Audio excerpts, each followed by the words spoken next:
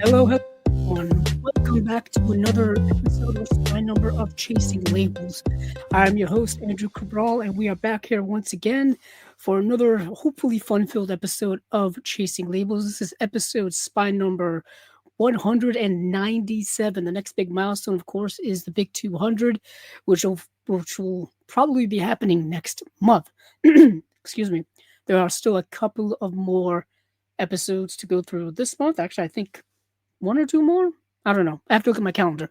Anywho, in September we'll be celebrating episode spine number 200, and if you have not joined us here before, this is the podcast YouTube channel place, if you will, where we discuss the various announcements in the world of the boutique labels from the last 2 weeks or so. It's not everything from the home entertainment or home video world from the boutique label realm. It is most things, most consistently the things from labels that you may be well aware of or labels you may not be well aware of. Either way, hopefully you learn something or you get a refresher on what is going on. It's usually mostly things that I'm interested in adding to my collection eventually, or things I'm just interested at all. And in this week's episode or spy number, we will be going over all of the Vinegar Syndrome and OCN partner label titles. Arrow Video had their announcements for October, I believe. Kino is always announcing some things, and I think Hammer has a release. Imprint, Umbrella had their announcements as well. Imprint never stops announcing things, literally almost every week now, or every other week, depending on the way things go there.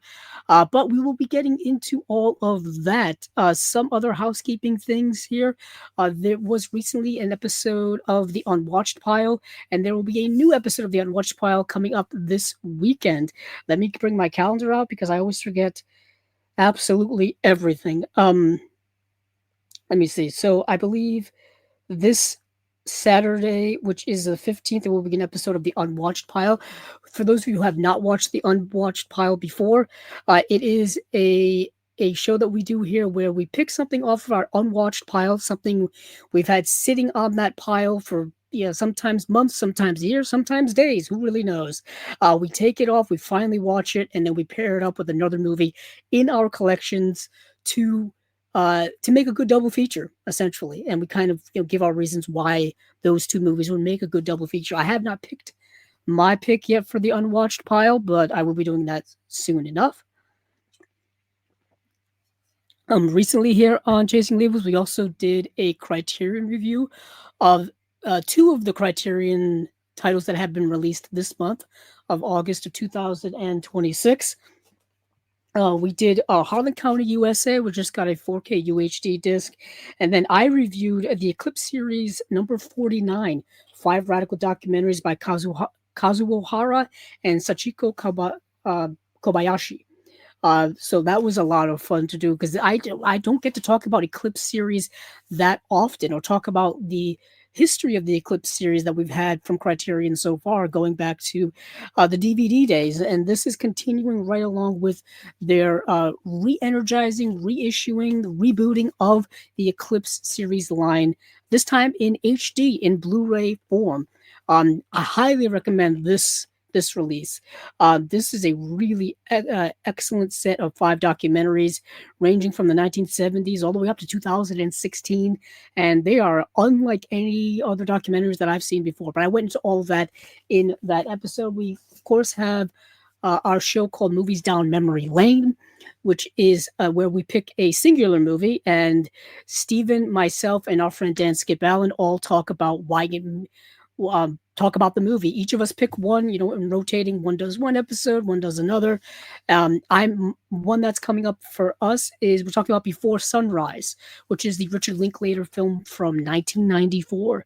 It was my choice, actually. So we'll be talking about that towards the end of this month. So I think there will be another episode of Chasing Labels before that comes out. But let's get into all of the stuff that's come out. Let me quickly share the screen here.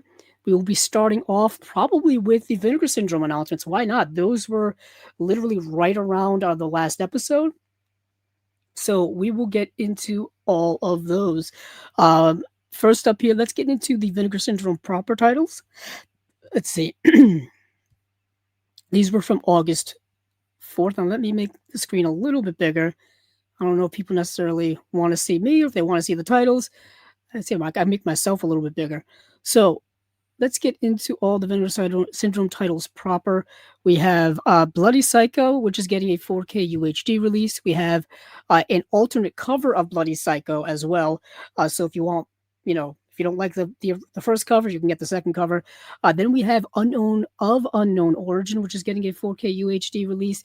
And then we're having a 4K UHD release of Ice Cream Man, not to be confused with the current movie that's directed by Eli Roth, that's currently in theaters as of this recording. This is a completely different movie, and apparently they don't have anything to do with one another. I thought the Eli Roth movie was a remake of this, but apparently it's not. So there you go. There are multiple movies called Ice Cream Man. This is the one starring Clint Howard. I think this was, I want to say, like a direct-to-video movie of the time. It feels like it certainly does. Super low budget. And then we have Faces of Death 3. So if you've seen Faces of Death and Faces of Death 2, Faces of Death 3 is more of the same. More of the same. I did not watch this one because I was so incredibly bored with Faces of Death 2. I almost couldn't get through it because I was just so bored with it.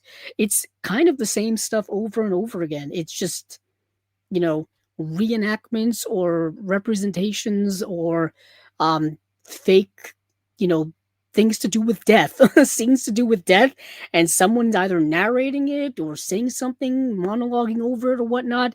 And there's no plot, there's nothing going on in these movies. It's all for shock value. And I was just so bored with the second one that I'm like, I'm not going to watch the third one. And I know I think there's a fourth and fifth one. So I assume Vinegar Syndrome is going to be putting out those as well. I mean, might as well continue with the series. Next up here is a movie I actually have in my collection on a Snapper Case DVD. And this is the movie The First Deadly Sin. And then Iconoscope, which is a newer sub-label from Vinegar Syndrome. They're dealing more with TV movies, actually, and TV content in general, or TV series and shows and stuff like that. We have Death of a Cheerleader and Disappearance. So let's get into some of these. Most of these, like I said, I did get to see, so we'll get into them. So first is Bloody Psycho. Let's get into all of this. Let me make sure things are actually visual on here. You guys can see it. Yeah, you can. Okay. Let's see. Bloody Psycho. Let me read a little of some of this.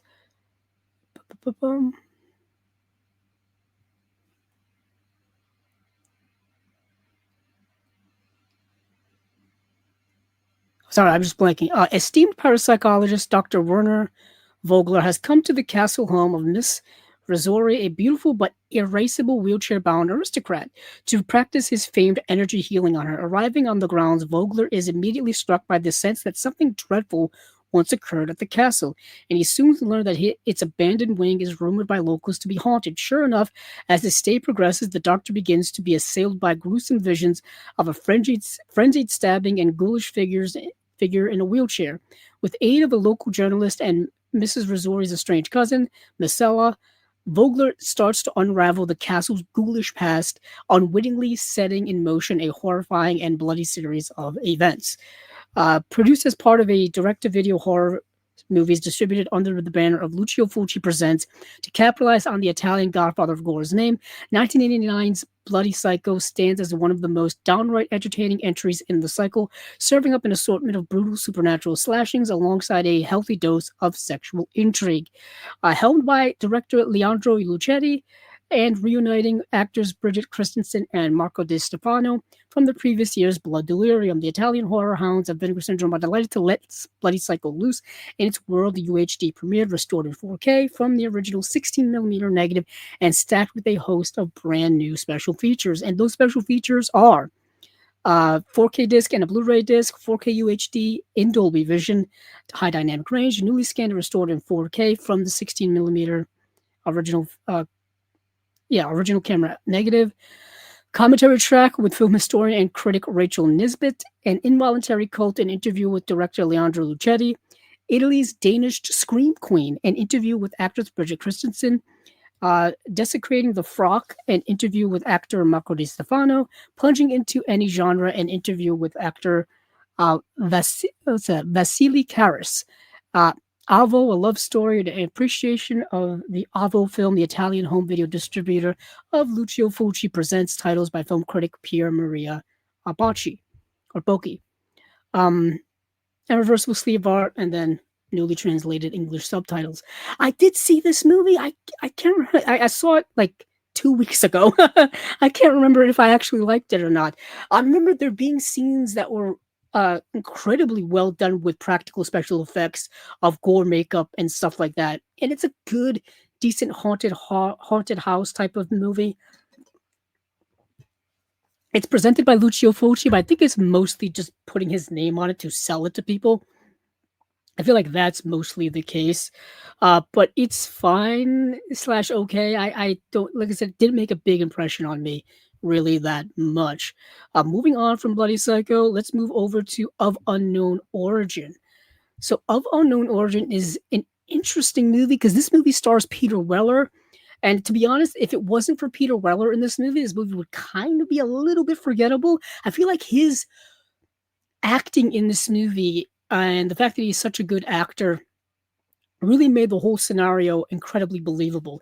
If you've seen the movie Mouse Hunt, the movie from the 90s, this is kind of like that, but darker and with Peter Weller playing it way more serious than that movie. That movie was definitely like a comedy that kids watch. I know I watched it as a kid. This movie, similar type of premise where it's basically Peter Weller versus a rat that is just infesting his house and destroying his home, uh, and he can't stop it, basically. Ambitious Manhattan executive Bart Hughes has pretty much got it made. He and his beautiful wife and young son live in an exquisite Upper East Side brownstone that Bart himself renovated entirely by hand, and he's just been handed a difficult project at work, which could advance him considerably. But when his wife and son take a trip to Vermont, a most unwanted intruder joins Bart at home, a being which will challenge all his wits, cunning, and brute force. A shrewd New York City rat proves its survival instincts can shred any human's nerves just as it chews through wires or concrete. Only one animal can win in this battle at home, but which one? So basically, that's the movie. Peter Weller has this beautiful, once broken down brownstone in New York City that he renovated himself. It's beautiful. He's a wealthy kind of executive guy. I think he works at like an ad agency or something like that. Anywho, he's well off. He's well off. He's got a beautiful wife. He's got a young son. No, it's all happy. It's all nice. But there's this rat living in his home, and he can't get rid of it no matter what he does. He tries to call exterminators. All the exterminators are busy. He tries to get rid of it himself, can't do it. He tries to figure out all kinds of ways, and it just slowly drives him absolutely crazy. And it starts just eroding and affecting his life. And this is Peter Weller before RoboCop, before anything like that. This is 1983 Peter Weller. It's an interesting movie. Like I said, the premise is a little goofy, but because Peter Weller is so good in the movie, he carries the premise pretty darn well. This release here has a 2-disc set, one 4K disc, one Blu-ray disc, Dolby Vision high dynamic range, newly scanned and restored in 4K from its 35mm original camera negative. Archival commentary track with George P. Cosmatos and actor Peter Weller. So George P. Cosmatos is a name probably many of you know of. He directed, well, he's the credited director of Tombstone, but that movie had all kinds of behind the scenes issues when it came to making of that movie.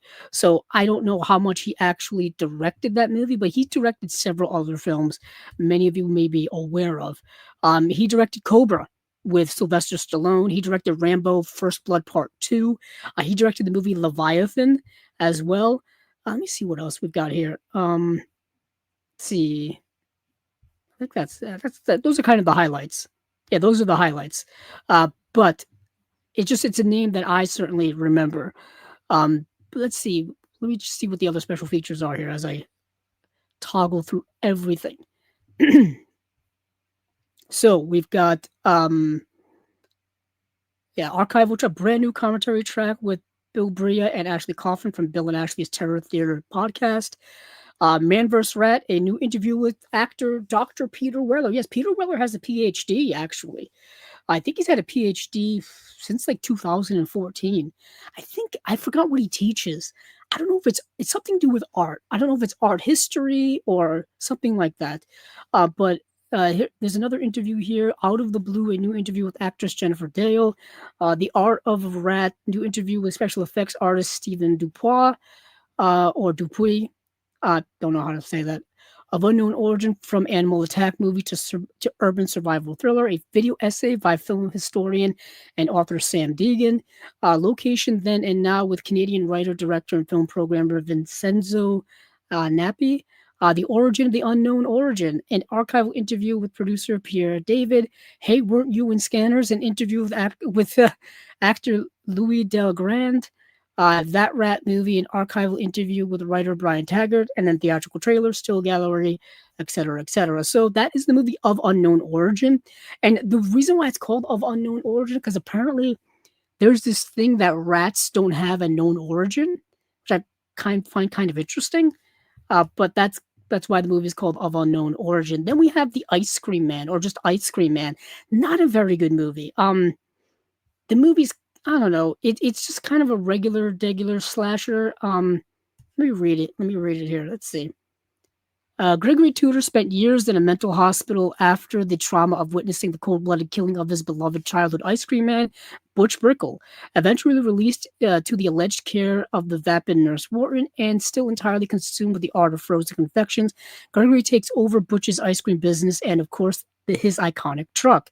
But Gregory's secret recipes for Rocky Road Pistachio have improved upon those of his idol, as he adds selected bits of human corpses for an extra tasty treat. So basically, you've got Clint Howard as this deranged ice cream man going around town, and not so secretly, because he's like driving around like late at night. Everybody notices that there's an ice cream truck driving around late at night. It's going to be suspicious, and he is driving around and he's like capturing kids and killing them, and then mixing them with the ice cream. It's a whole thing. You can kind of understand the way this movie is. There's not really much else to it. It's a relatively low budget affair. A lot of like low budget special effects, makeup effects, where like it's clearly a dummy. It's clearly like a severed head is clearly like fake. I mean, nothing's really high budgeted here in any regard. It's fine. I think it's got a bit of a cult following, but it's like I said, it's fine. Let me put it this way: I wouldn't spend money to rewatch this or to buy this 4K edition of it. It came out in 1995, and I believe it was like I feel like it was a straight to video type of thing. Yeah, Clint Howard's in it. Olivia Hussey is in it. David Naughton is in it, who was in American Werewolf in London. Jan Michael Vincent is in the movie. David Warner, who I remember being the scientist from Teenage Mutant Ninja Turtles: Secret of the Ooze.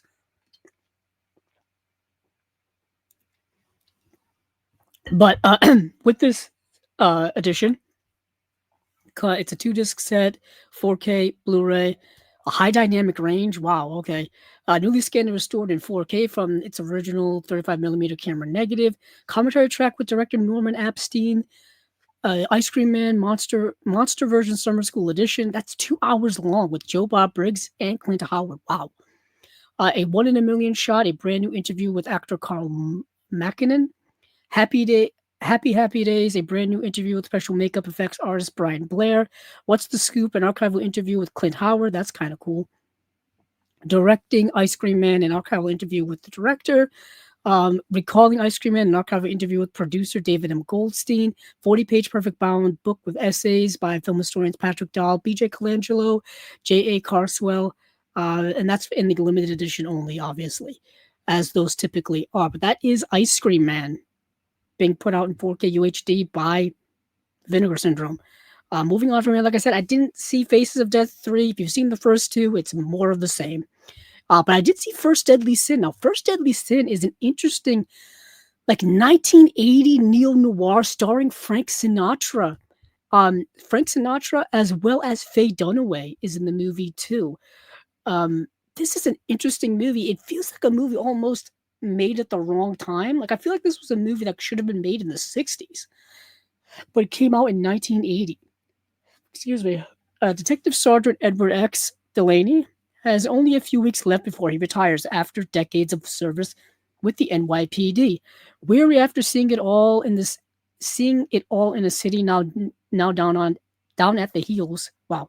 And with his wife just hospitalized with critical organ failure, he finds himself desperate to sort out a few Manhattan serial killings, which leave victims with a gaping round hole in their skulls.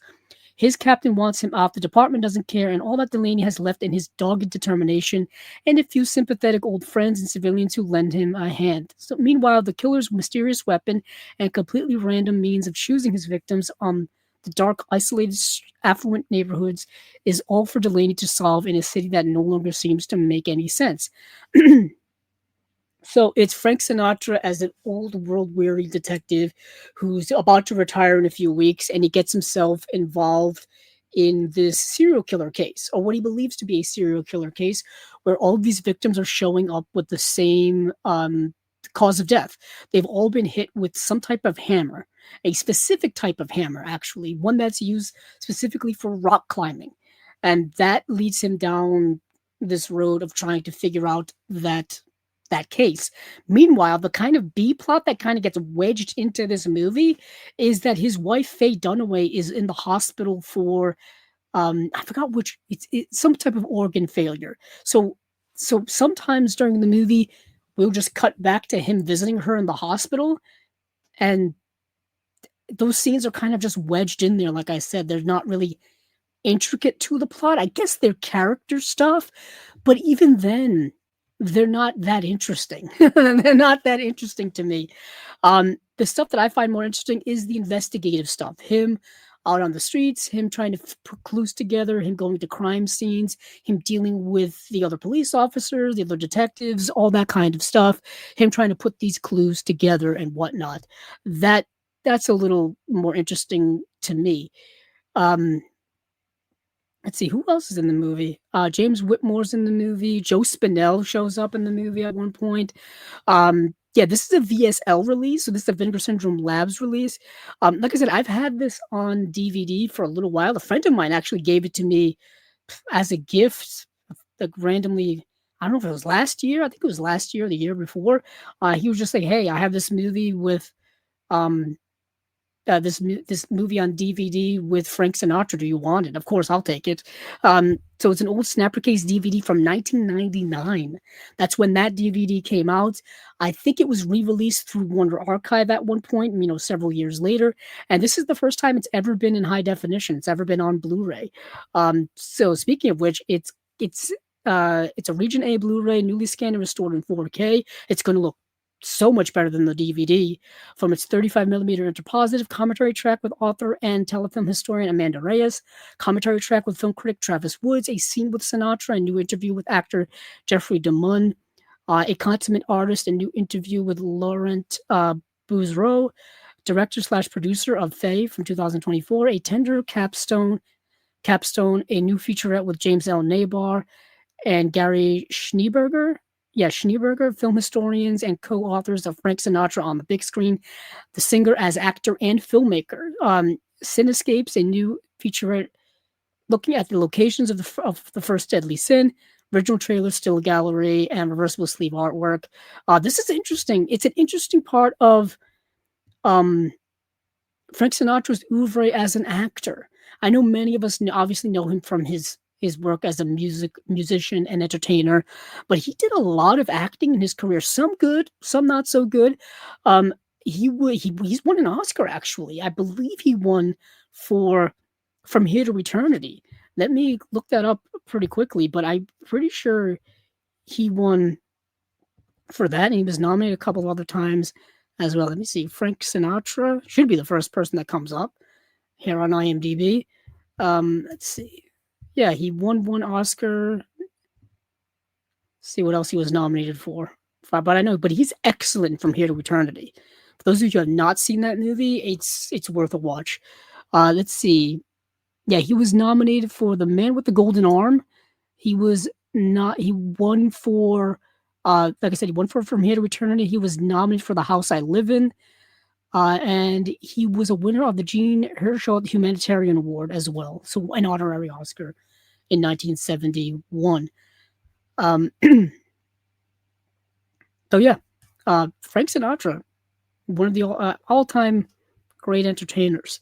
Let's see what else we got here. Let me go back to um,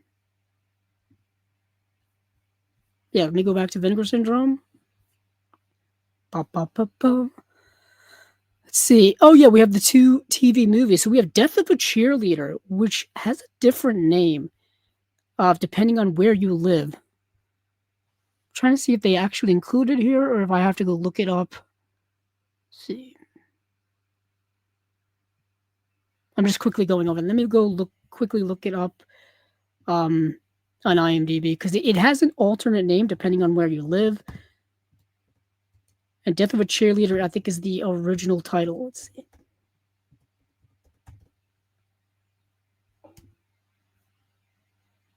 Yep, the original, actually, Death of a Cheerleader is not the original title. The original title is A Friend to Die For, also known as Death of a Cheerleader. Um, they're both not great titles. They're both not great titles for this movie, but this is actually based on a true story that happened about a decade before this movie came out.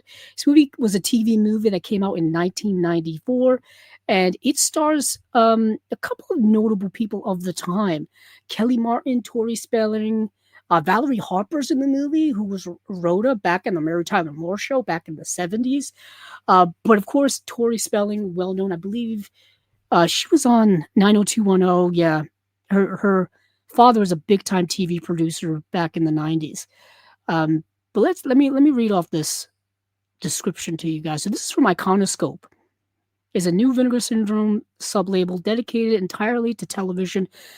And so we have Santa Mira High is a competitive place where even the principal challenges students to strive for excellence in every regard. No one hears this message more than Angela, who's convinced this is her year to join the newspaper staff, get in with the popular crowd, and make the cheerleading team. But the popular girls are led by Stacy, who's quick with the put down and often more than a little mean.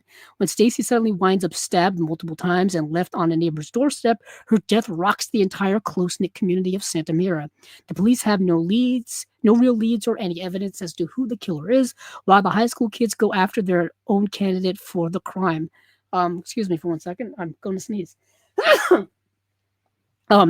And any evidence of who the killer is, why the high school kids go after their own candidate for the crime. Now that the FBI has been called in and the media are becoming increasingly involved, will revealing the truth further divide the once peaceful town. Yeah, so it's one of those where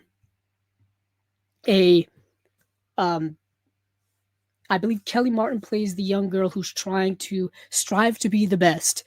There is a moment in this movie, literally the very beginning of the movie, where the principal is portrayed by, I think, Terry O'Quinn. Yeah, portrayed by Terry O'Quinn is giving like this speech or this pep rally at the beginning of the school year, telling everybody in the school, we're not here just to do good. We're here to be the best at everything. That's what we strive for here at this high school. And this gal literally takes it seriously, where she's like, I'm going to be the best. I'm gonna, join the newspaper. I'm going to join the cheer squad. I'm going to get the best grades. I'm going to do all this kind of stuff. But the one big obstacle that she views in her way is the character portrayed by Tori Spelling, who is kind of all of those things already. She's the most popular. She's, the head honcho in the school. If you've seen the movie Mean Girls, you know all the different cliques that there are in high schools. Hell, if you've been to high school, you know it, how the hierarchy goes and all that kind of stuff. So as you can kind of guess, one in a jealous fit of rage does something regrettable, and the movie kind of goes from there. Like I said, this is based on a true story, which is fascinating in and of itself. So you kind of know what the consequences are. You know what ends up happening. A couple of other people you will recognize in this TV movie: James Avery, who played Uncle Phil in Fresh Prince of Bel Air. He is in this movie as like an FBI agent. Krista Miller, who would go on to be in the Drew Carey Show. She would also go on to be in the show Scrubs, and she is currently in the show Shrinking. She's married to Bill Lawrence. I'll talk about a big time TV personality. Bill Lawrence, he the creator of Scrubs, the creator of Shrinking, the creator of, I believe, Ted Lasso as well. So there's some more TV ties for you. And then, of course, Terry O'Quinn, not only a movie actor, but of course, he was in the series Lost. But for special features, we've got um, uh, one Blu-ray, newly scanned and restored in 4K from its 35 millimeter original camera negative, newly transferred and restored original 2.0 stereo soundtrack. Yet again, it's a television movie from the 90s, so it's not going to have the best audio quality. Back in the 90s, having stereo sound was a big thing for television. If you had stereo sound, it was considered high quality for television. There's an audio commentary with author and film historian Amanda Reyes. A Friend to Die For, Margaret Langrick is the accidental actor in A Floppy Hat. An interview with actress Margaret Langrick. To Be the Best, The Dark Side of Establishment Values in Death of a Cheerleader. A visual essay by author and critic Scott Humphreys. Still gallery, original video trailer, 24-page booklet with essay by Amanda Reyes, reversible sleeve art as well. So that is the movie Death of a Cheerleader. Moving on from there, let's see. We have the other TV movie called Disappearance. Now, this movie I find to be interesting. It came out in 2002. Let's see. While Jim Henley is taking his family on a scenic road trip through the Nevada desert, his son Matt asks them to stop to photograph a ghost town called Weaver. The problem is none of the locals seem to have ever heard of it, and it's not on any of the maps except for a vintage one Matt dug up. Once there, they find more and more evidence that this abandoned town harbors something very alive and extremely perilous, and others who've gone to explore Weaver may have suffered horrible consequences. As they continue to poke around Weaver, an unknown force appears bent on making sure that Jim and his family aren't going anywhere. So what you have here is a family road trip gone wrong. Yet again, you may recognize some of the actors in here. Harry Hamlin is probably one you may know the most of. If you see him, chances are you'll recognize him. Let's see, Susan Day is in this film as well. I'm not sure if you'll recognize any of the other ones in here, but like I said, it's a family vacation gone wrong. They're driving through the desert. First off, isolated locations, get them away from me. isolated locations on vacation, no thank you. Put me in the busy city, please. So they basically get stuck and get lost in the desert, and they get stuck in this ghost town, and they're trying to survive because things get weirder and weirder, and the mysteries just get more and more odd as time goes on. For special features here, we have a newly scanned and restored in 4K from its 35 millimeter original camera negative, audio commentary with director Walter Clenard, moderated by author and film historian Amanda Reyes, audio commentary with film historian Rob Kelly and author Daniel Budnick, still gallery, original broadcast trailer, original video trailer, 24-page booklet with an essay by film journalist and critic Simon Foster. So that is it for Disappearance. I actually like this movie more than the other one, to be truly honest with you guys. But that is it for Vinegar Syndrome proper. Now let's move over to the partner labels. Now this is what I like to call the cream of the crop. This is where you find all the good stuff, or many good stuff, if you will. And let me run down all of these and all the different partner labels, and then go into the ones that I found most interesting, or ones that I got to watch, basically. First up is ACFA, or American Genre Film Archive, The Acid Eaters plus a space thing. So that's two movies for the price of one. We have Action Figure Adventure with ETR Media. We have Affection from Brainstorm Media. We have, I think it's Aloise, or yeah, Aloise maybe. I don't know. There's two dots above the I, so I'm not sure if that's if you pronounce that differently. We have Are We Not Cats by Decathlon. We have Black Cab from Shutter. Hold on, let me make this a little bit bigger. I'm already losing my voice. We have Black Cab from Shutter, which stars Nick Frost as a deranged cabbie. That was actually interesting. And then we have Buffet Infinity from Yellow Veil Pictures. We have Chambermaid from Film Movement. We have Corpus Christi from Film Movement. This is a great movie. This is a great movie. I saw it a couple of years ago when it came out. I think it came out in 2020. Great movie. Um, Film Movement had actually already put this out on Blu-ray, and this is just a re-release of that Blu-ray with a slipcover. So I would circle this one if you guys are interested in getting anything that's kind of a blind buy. Next, we have Deadly Dealings that from Wild Eye Releasing. We have Exposed from Club Super 8. We have Goodbye Paradise from Umbrella Entertainment. We have The Hazing from Wild Eye Releasing. We have Honey June from Circle Collective. I wanted to see this movie so badly, could not find it to watch anywhere. We have Idiotka from Utopia. We have Joan of Arc from Kim Stim. We have Continental 25 from 1-2 Special. We have another double feature. We have Love is a Stranger and Love is a Stranger Again from Saturn's Core. We have Macho Dancer from Connie. Still don't know how to pronounce it. My Soul Desire from Film Movement. And we've got Night of the Hunted from Shudder. We have Not Quite Hollywood, which I already have on Blu-ray from Umbrella. So we'll get into that. That's a great documentary. We have Shakoa, In Lies We Trust from Dark Star. We have The Shepherd and the Bear from, is that Willa? Yeah, Willa. We have Softshell from Factory 25. We have Sword of Trust from IFC Films. That's a Lynn Shelton film. That is Lynn Shelton's last film that she made before she passed away. Yeah, definitely worth noting. I watched it, and I definitely worth noting. We have the movie Tenement from Dark Sky, Toga Party Massacre from VHS Hitfest. This you can actually watch on YouTube for free. It's a 1989 shot on video movie that is about as low budget as you can possibly imagine. We have The Wailing from being put out by Film Movement. We have We're All Going to the World's Fair, but being re-released by Utopia with a new slipcover. This had already been released a couple of years ago. This is the Jane Schoenbrunn film, and with her newest film being in theaters relatively around now, I guess that's why they wanted to re-release her first film. And then finally here we have Young Mothers put out by Music Box Selects. And yeah, we are there's a plethora of stuff to talk about here. I got to watch a bunch of these. Let's work ourselves backwards here. So we're all going to the World's Fair. I want to make sure people are aware of this. This is a re-release of the same edition that was put out a couple of years ago, just with a new slipcover. And yeah, I think it's the same release. I don't think there's anything new here. Definitely, if you're a fan of Jane Schoenbrunn, I saw The TV Glow was one of my favorite movies the year it came out.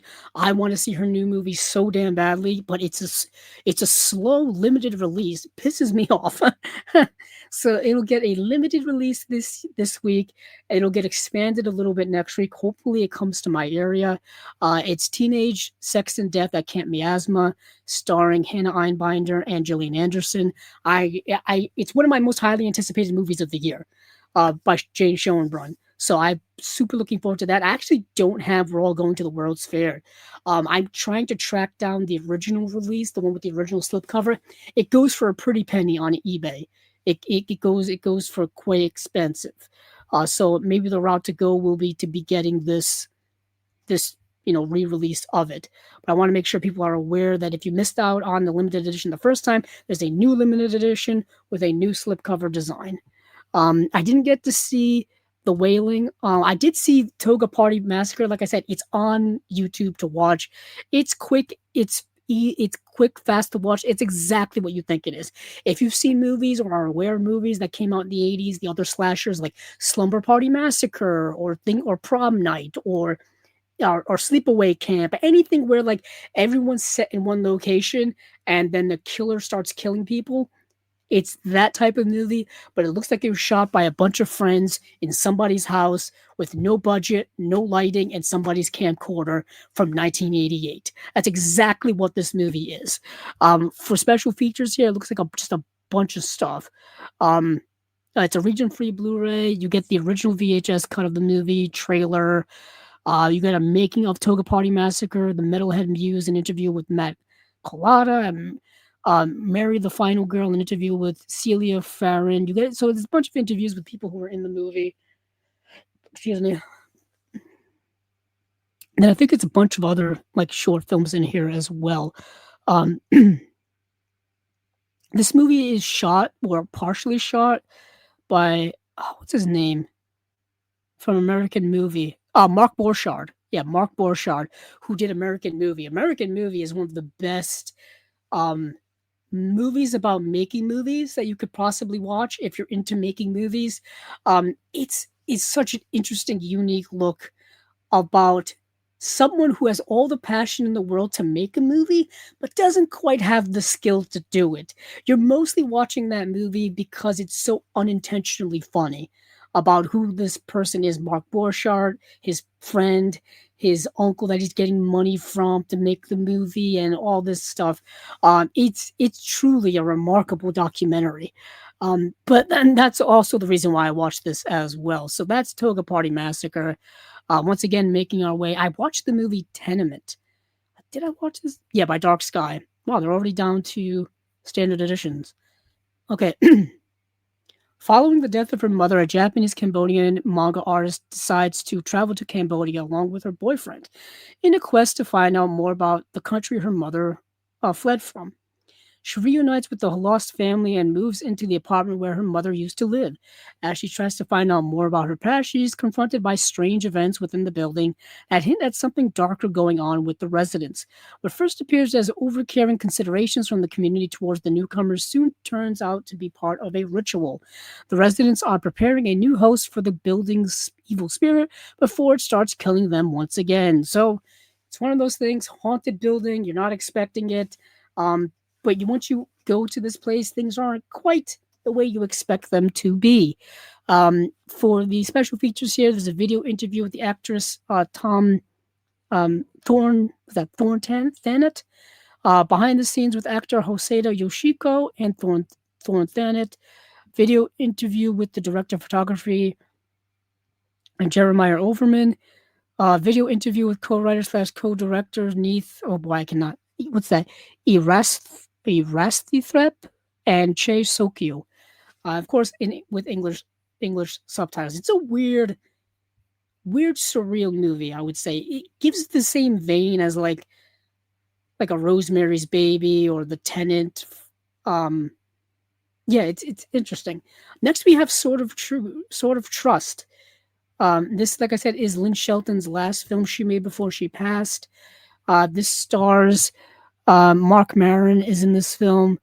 Michaela Watkins. Let's see. Mel, portrayed by Mark Maron, is a cantankerous pawn shop owner in Alabama who spends most of his time swindling customers while trying and failing to get his man-child employee Nathaniel to do any work. When Cynthia, Jillian Bell, and her wife Mary, portrayed by Michaela Watkins, try to hawk a Civil War-era sword inherited from Cynthia's recently deceased grandfather, he tries to get the better of them. The sword, however, comes with a convoluted report from Cynthia's grandfather claiming the relic to be proof of the South actually winning the Civil War. It isn't long before the coveted prover item draws the attention of overzealous conspiracy theorists, and the two duos have to join forces in order to sell the sword to the highest bidder. The journey that ensues takes this ragtag bunch on a tour through the Deep South and the minds of the local fanatics who inhabit it. Kind of yes, kind of no. It's way more low-key than that. There's not a lot of fanaticism going on in this movie, not a lot of craziness going on. It's incredibly low-key. Lynn Shelton worked within the mumblecore world of indie filmmaking. So, like I said, low-key type of stuff. I really like the movie actually a lot. I'm kind of very much in tune with that whole mumblecore scene that really sprouted up in the 2000s and is still around to this day. But Mark Maron is really great in this movie. I think Mark Maron should be doing more acting.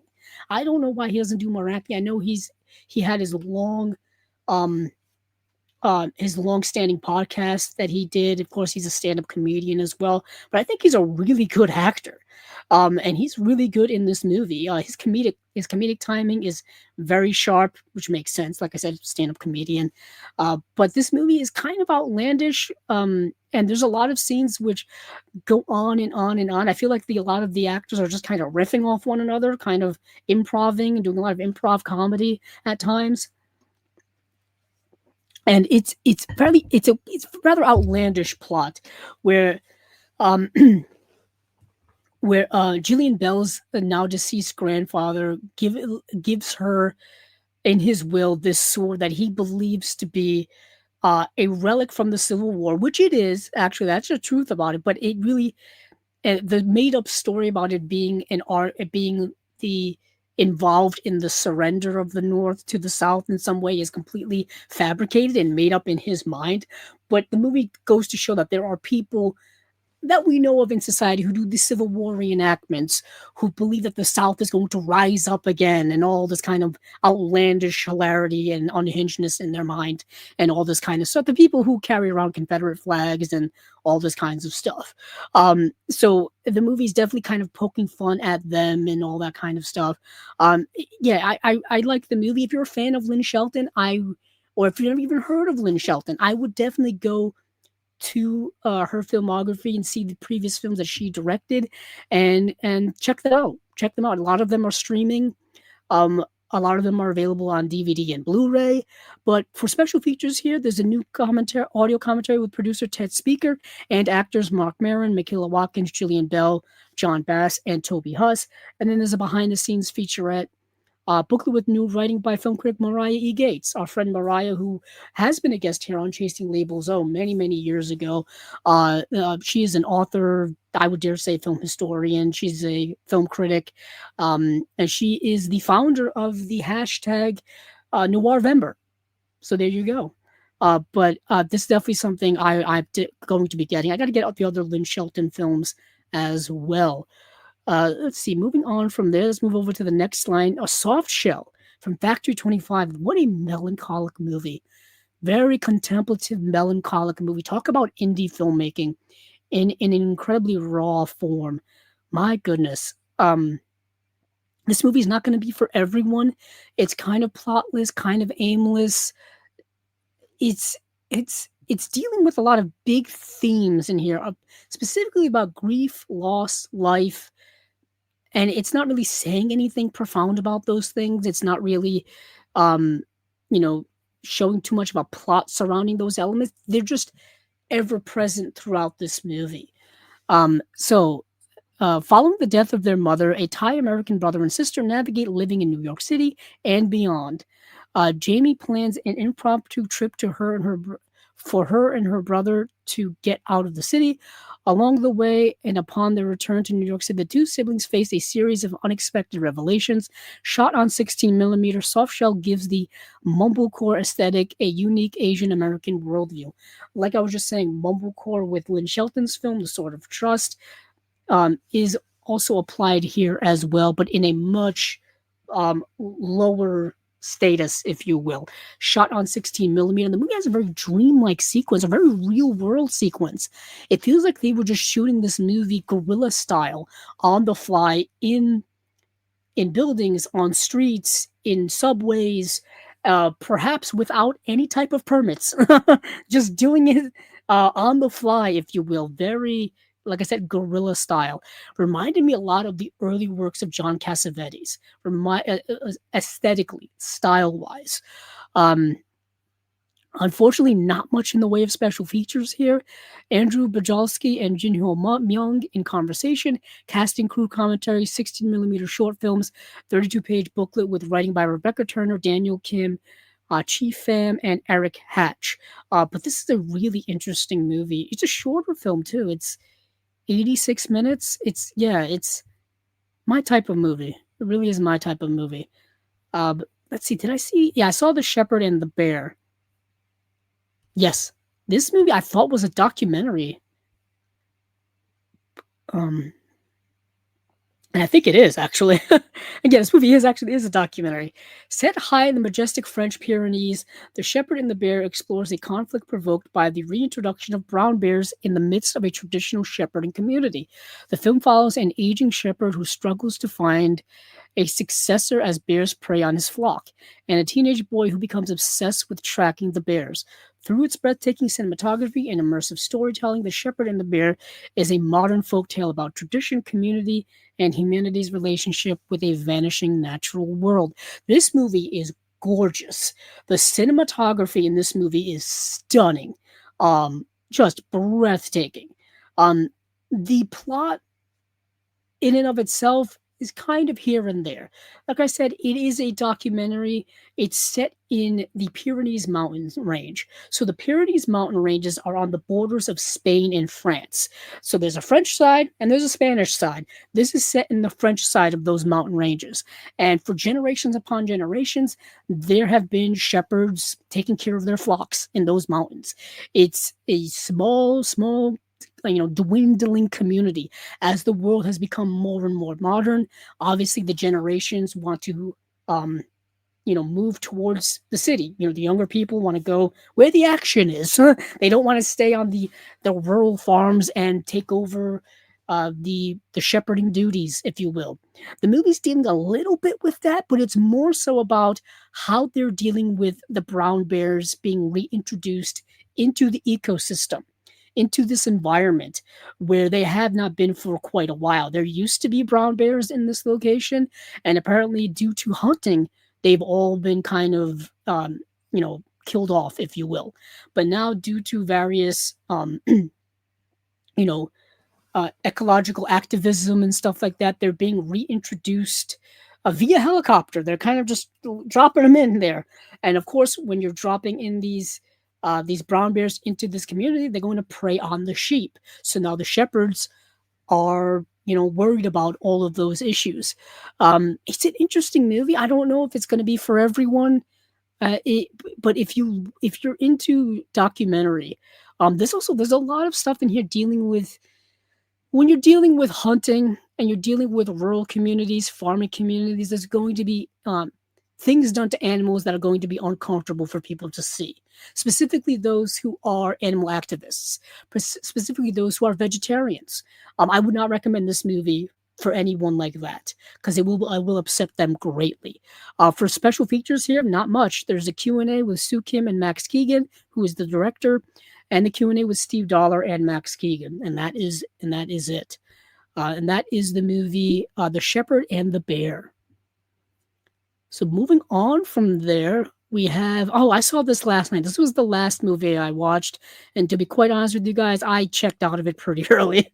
Um, it's called Shirkoa in Lies We Trust. This is an animated movie, but it's computer animated. It looks like I'm watching someone try to make a movie using the technology from Fortnite or The Sims.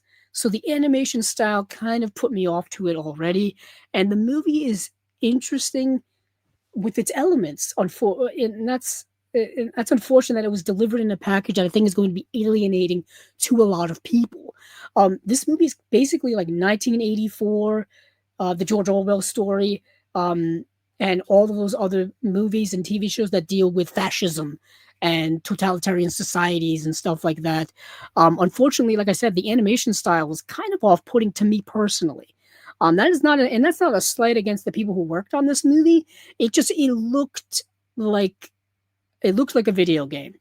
Like I said, some animation in video games can be good, but okay, let's get it. So, in the sophisticated, near-perfect society, Shirkoa, citizens live with paper bags on their heads to dissolve differences. Tensions rise when the whispers of a mythical land without the bags start to float, and a fresh council member sparks an accidental revolution. So, you've got this society called Shirkoa where everyone wears paper bags on their heads, and it's done so that everybody is equal. And there you can't notice anybody's differences, therefore prejudice doesn't exist, or whatever. You know what I mean? It really goes to show that that idea, while on paper, no pun intended, sounds like a good idea, but of course it's impractical. It's unreasonable. It doesn't make a lot of sense in the real world. And of course, revolutions and protests, political activism sparks up, the cries for freedom, speak up and all that kind of stuff. And another society is created that don't use um, these paper bags over their heads and whatnot. It's like I said, the movie's kind of completely all over the place. It's yeah, it's tough to really nail down what this movie is. It's got good bones to it. Like I'm saying, the themes, the messaging, the political contemporariness of it all, or the evergreenness of it all, is all there. It's the way in which all of it's done is incredibly odd. Oh, incredibly odd, and I would dare say isolating. But for special features, the making of featurette, introduction by Ishan Sukla, who's the director, I believe, yes, interview with producer Bichi Kwan Tran, original story, original short film, Asia Argento music video, Sexodrome, okay, animatic, and that's it. So there is an original 13-minute short film that you can actually watch for free on Vimeo, which I hear is actually a lot better. And that's the thing. This movie in a short version it probably works much better than a long version. By long version, I'm talking this movie's 143 minutes. It's a little too long. It's an hour and 43 minutes. Sorry, it's 103 minutes, hour and 43 minutes, which is too long of a movie for this concept, especially when the world building in this world isn't great. In short form, like a short film, like I said, 13 minutes to 20-minute range, this could work. This could work conceptually very, very well. And from what I heard, the short film does work very, very well. So that is the movie Shikoa. Was it In Lies We Trust? Let's see. Moving on from there. Oh, yeah, Not Quite Hollywood. Here we go.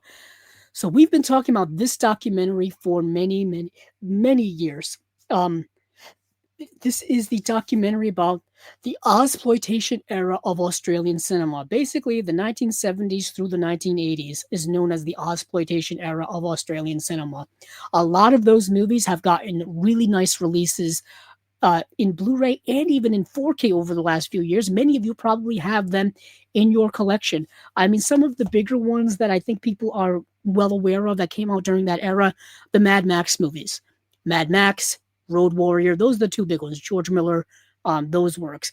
But other movies that I'm pretty sure many of you have either gotten releases from Umbrella or from Imprint or even from Indicator. They've all put out Australian Ozploitation movies over the last several years, and we've talked about all of them here on Chasing Labels. But this documentary, scenes and interviews from this documentary have showed up as special features on a lot of those releases. So you can go back to the source of all of those here in this documentary. And this is an excellent, excellent documentary. Even if you don't like documentaries and they're not your bag, this is one to watch because that era of filmmaking, the Ozploitation era, is so entertaining and fun, just as an unhinged concept that it's just fun to hear stories about the making of those movies, the different characters and people involved in the making of those movies. If you're a big Quentin Tarantino fan, he is all over this documentary. I think he talks about damn near every single movie in this documentary. And I believe this release here and this release that the partner label is putting out, Magnolia Pictures, has the same contents in it.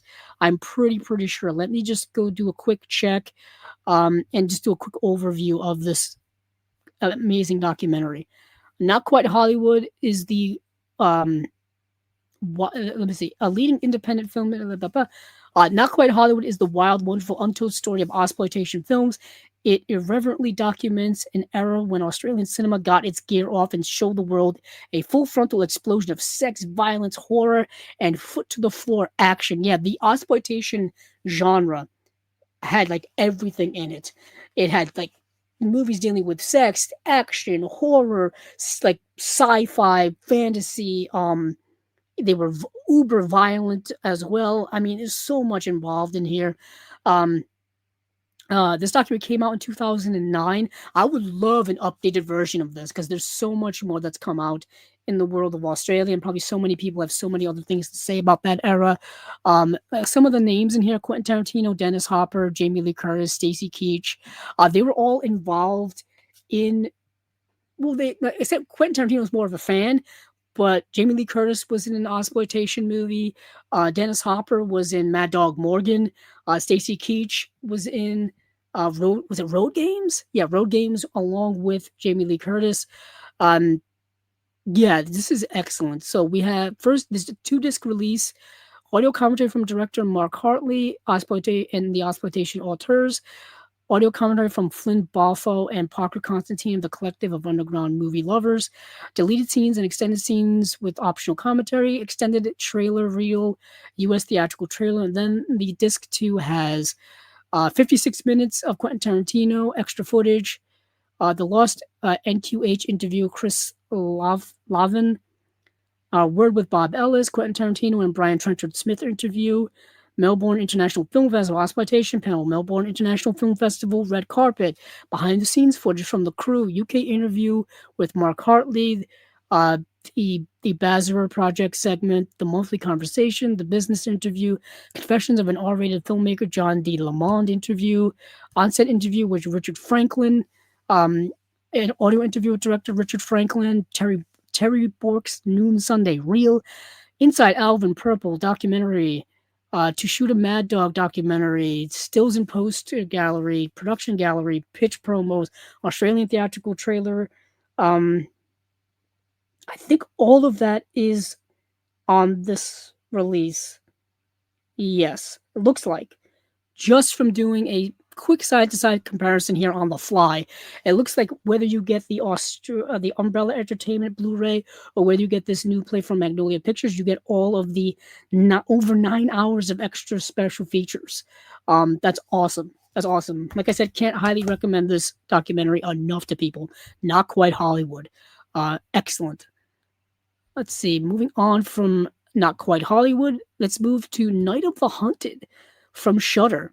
Now, and this you can stream over on Shudder if you have that streaming service. If you don't, guess you can buy this Blu-ray. When an unsuspecting woman stops at a remote gas station in the middle of the night, she's made the plaything of a sociopathic sniper with a secret vendetta.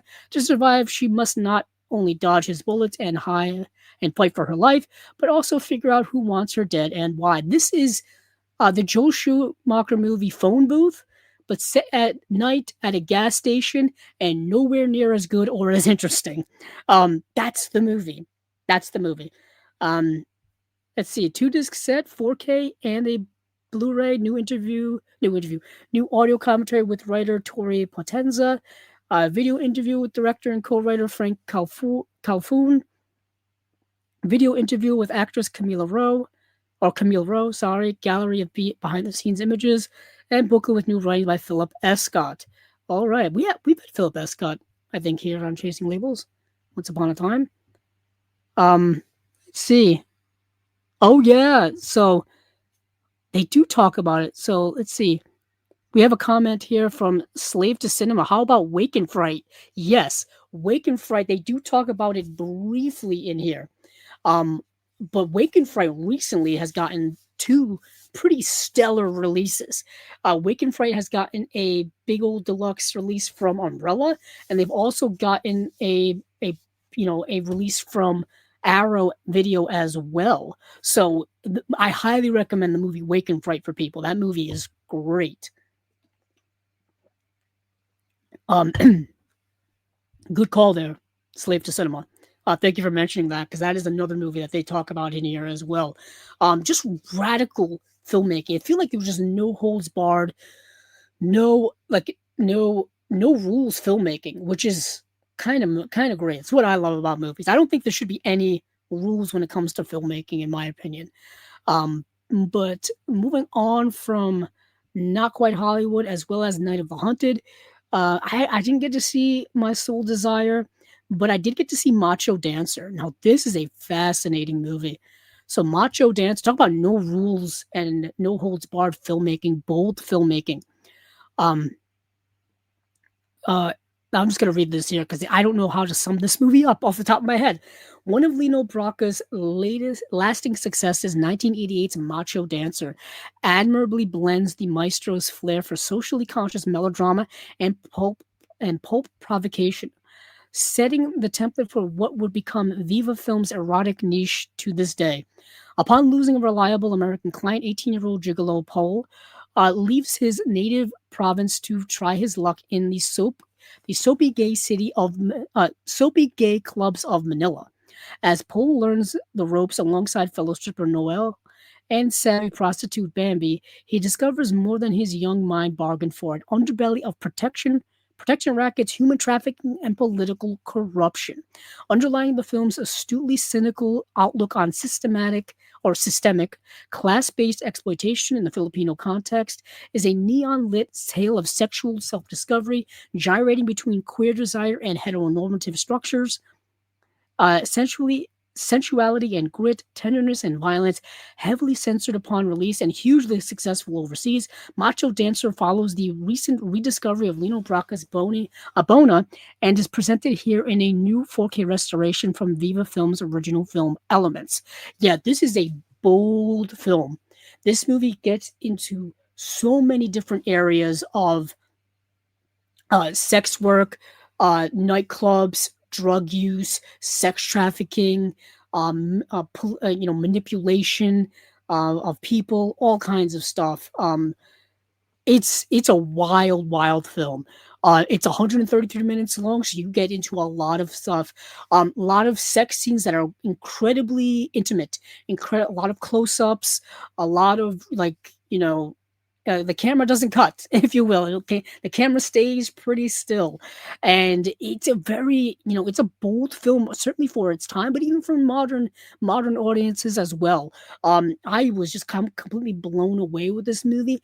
It reminded me a lot of Rainer Werner Fassbender's work. It reminded me a lot of that, just that bold type of filmmaking. It reminded me a lot of that. This movie is going to look fascinating in 4K. I saw it. Obviously, I didn't see the new 4K restoration of it, but it's going to look fascinating to me. Yeah, let's get into the special features. So there's a 2-disc set, 4K, Blu-ray, interview with screenwriter Ricky Lee, interview with actor William Lorenzo, interview with actor Joel Lamongan, Macho Dancer, a critical look archival featurette, theatrical trailer, reversible sleeve artwork. I kind of wish there were more special features for this release, but I understand, special features are expensive to produce. Hopefully this sells well. Yeah, Macho Dancer, 4K UHD release. I'm yeah, this is going to be something that I definitely get. Moving on from Macho Dancer, where am I? Ah, yes. So Love is a Stranger and is Strange Again, I did not get to see. Continental 25, I did not get to see. This release here of Kim Stim, Joan of Arc, I did not get to release. This is a more modern, I think this is a more modern take. I mean, yeah, 2019. So this came out in 2019 by Bruno Dumont. To be honest with you guys, there's been so many adaptations or movies made about the life and person of Joan of Arc. Has to be one of the most adapted historical figures of all time. I feel like every couple of years is a new Joan of Arc movie, at least every decade. I mean, and that's being generous. Yeah, I'm wondering if we've said everything we've needed to say about Joan of Arc. I'm trying to see, where do I have? There's the old silent movie Joan of Arc from The Passion of Joan of Arc, which is one of the best Joan of Arc movies ever made. It's one of the best silent movies ever made, and I think I've got it somewhere. I think it's behind me. Hold on for like 3 seconds while I look. Yeah, it's got to be around here somewhere. Anywho, but moving on from there, where am I? Oh yes, Idiotka. Let's talk about Idiotka. I was able to watch this, I think, on Canopy. It was streaming on Canopy. I can't recommend Canopy enough to people. Go out and get your library cards. If you're in the United States, any state, you can get a library card for free. All you really need is like your address and like proof of your existence. You need uh like a photo ID basically that has your name and address on it. And you can sign up for a library card in any state online. I did it during the COVID shutdowns because I wanted to take out some books from the library on the library app, and I was able to do it no problem. But Idiotka is an interesting movie. Margarita, a disgraced fashion designer, enters a reality show, the six-figure cash prize, to save her grandmother's West Hollywood apartment. But as the competition intensifies, the show's slick producer pushes her to spin her family's struggle into spectacle, forcing Margarita to decide whether to play along or take control of her own narrative. One unhinged look at a time. So this movie's interesting. It's trying to be a bunch of different things, and I don't think it's really too overly successful in all of them. You have this character in Margarita who is um she's I guess you could say a an aspiring fashion designer, and she somehow gets on this reality show that's about fashion designing, and it's kind of like Project Runway, basically like Project Runway. And the producer of the show is portrayed by Camila Mendez, and she wants to construct this narrative around her of like struggling immigrant family, and her father spent time in prison, so they want to exploit those things.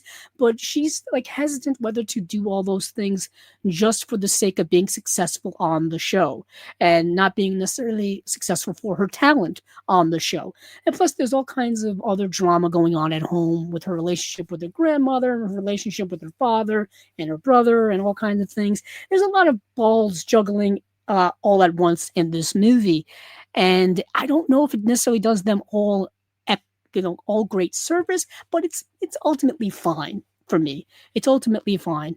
There's nothing really revelatory about the movie. You've seen kind of these types of movies before.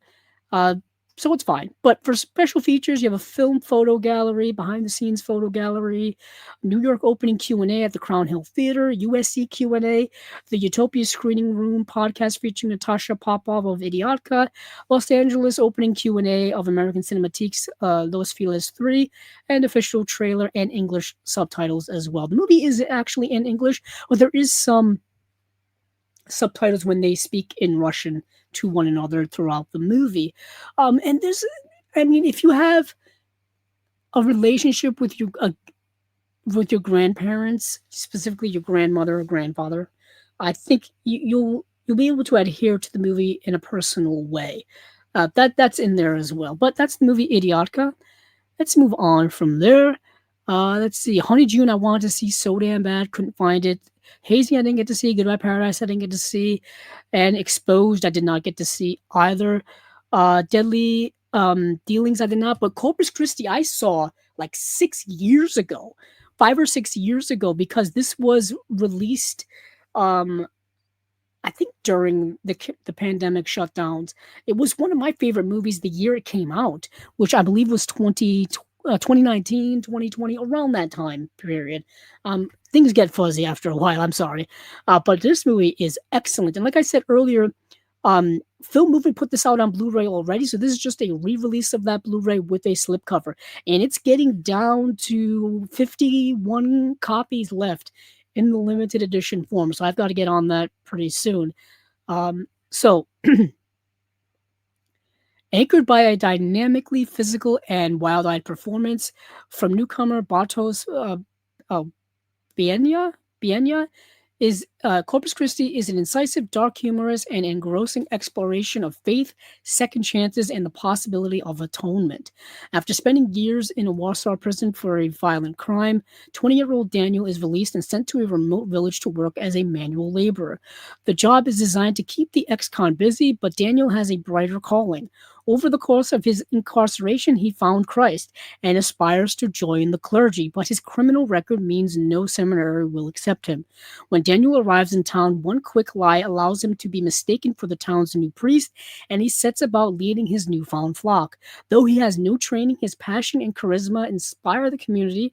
At the same time, his unconventional sermons and unpriestly behavior raise suspicions among some of the townsfolk. Even more so, he edges towards a dark secret that the community hasn't revealed in the confessional booth. Um, yeah, directed by Jan Kamasa. There's also there's an essay by Alexander Helen Nicholas, making a featurette short film. Nice to See You by Jan Kamasa, and that is it. Unfortunately, not a lot for what I consider a great movie. Highly recommend checking this movie out in any way you can, whether you buy it on Blu-ray, DVD, or stream it online. Doesn't matter to me as long as you watch the movie. It's really, really good. Corpus Christi. I'm glad it's getting a nice re-release. Moving on from there, Chambermaid I didn't get to see. Buffet Infinity I wanted to see, couldn't find. Black Cab I did watch because I do have Shudder.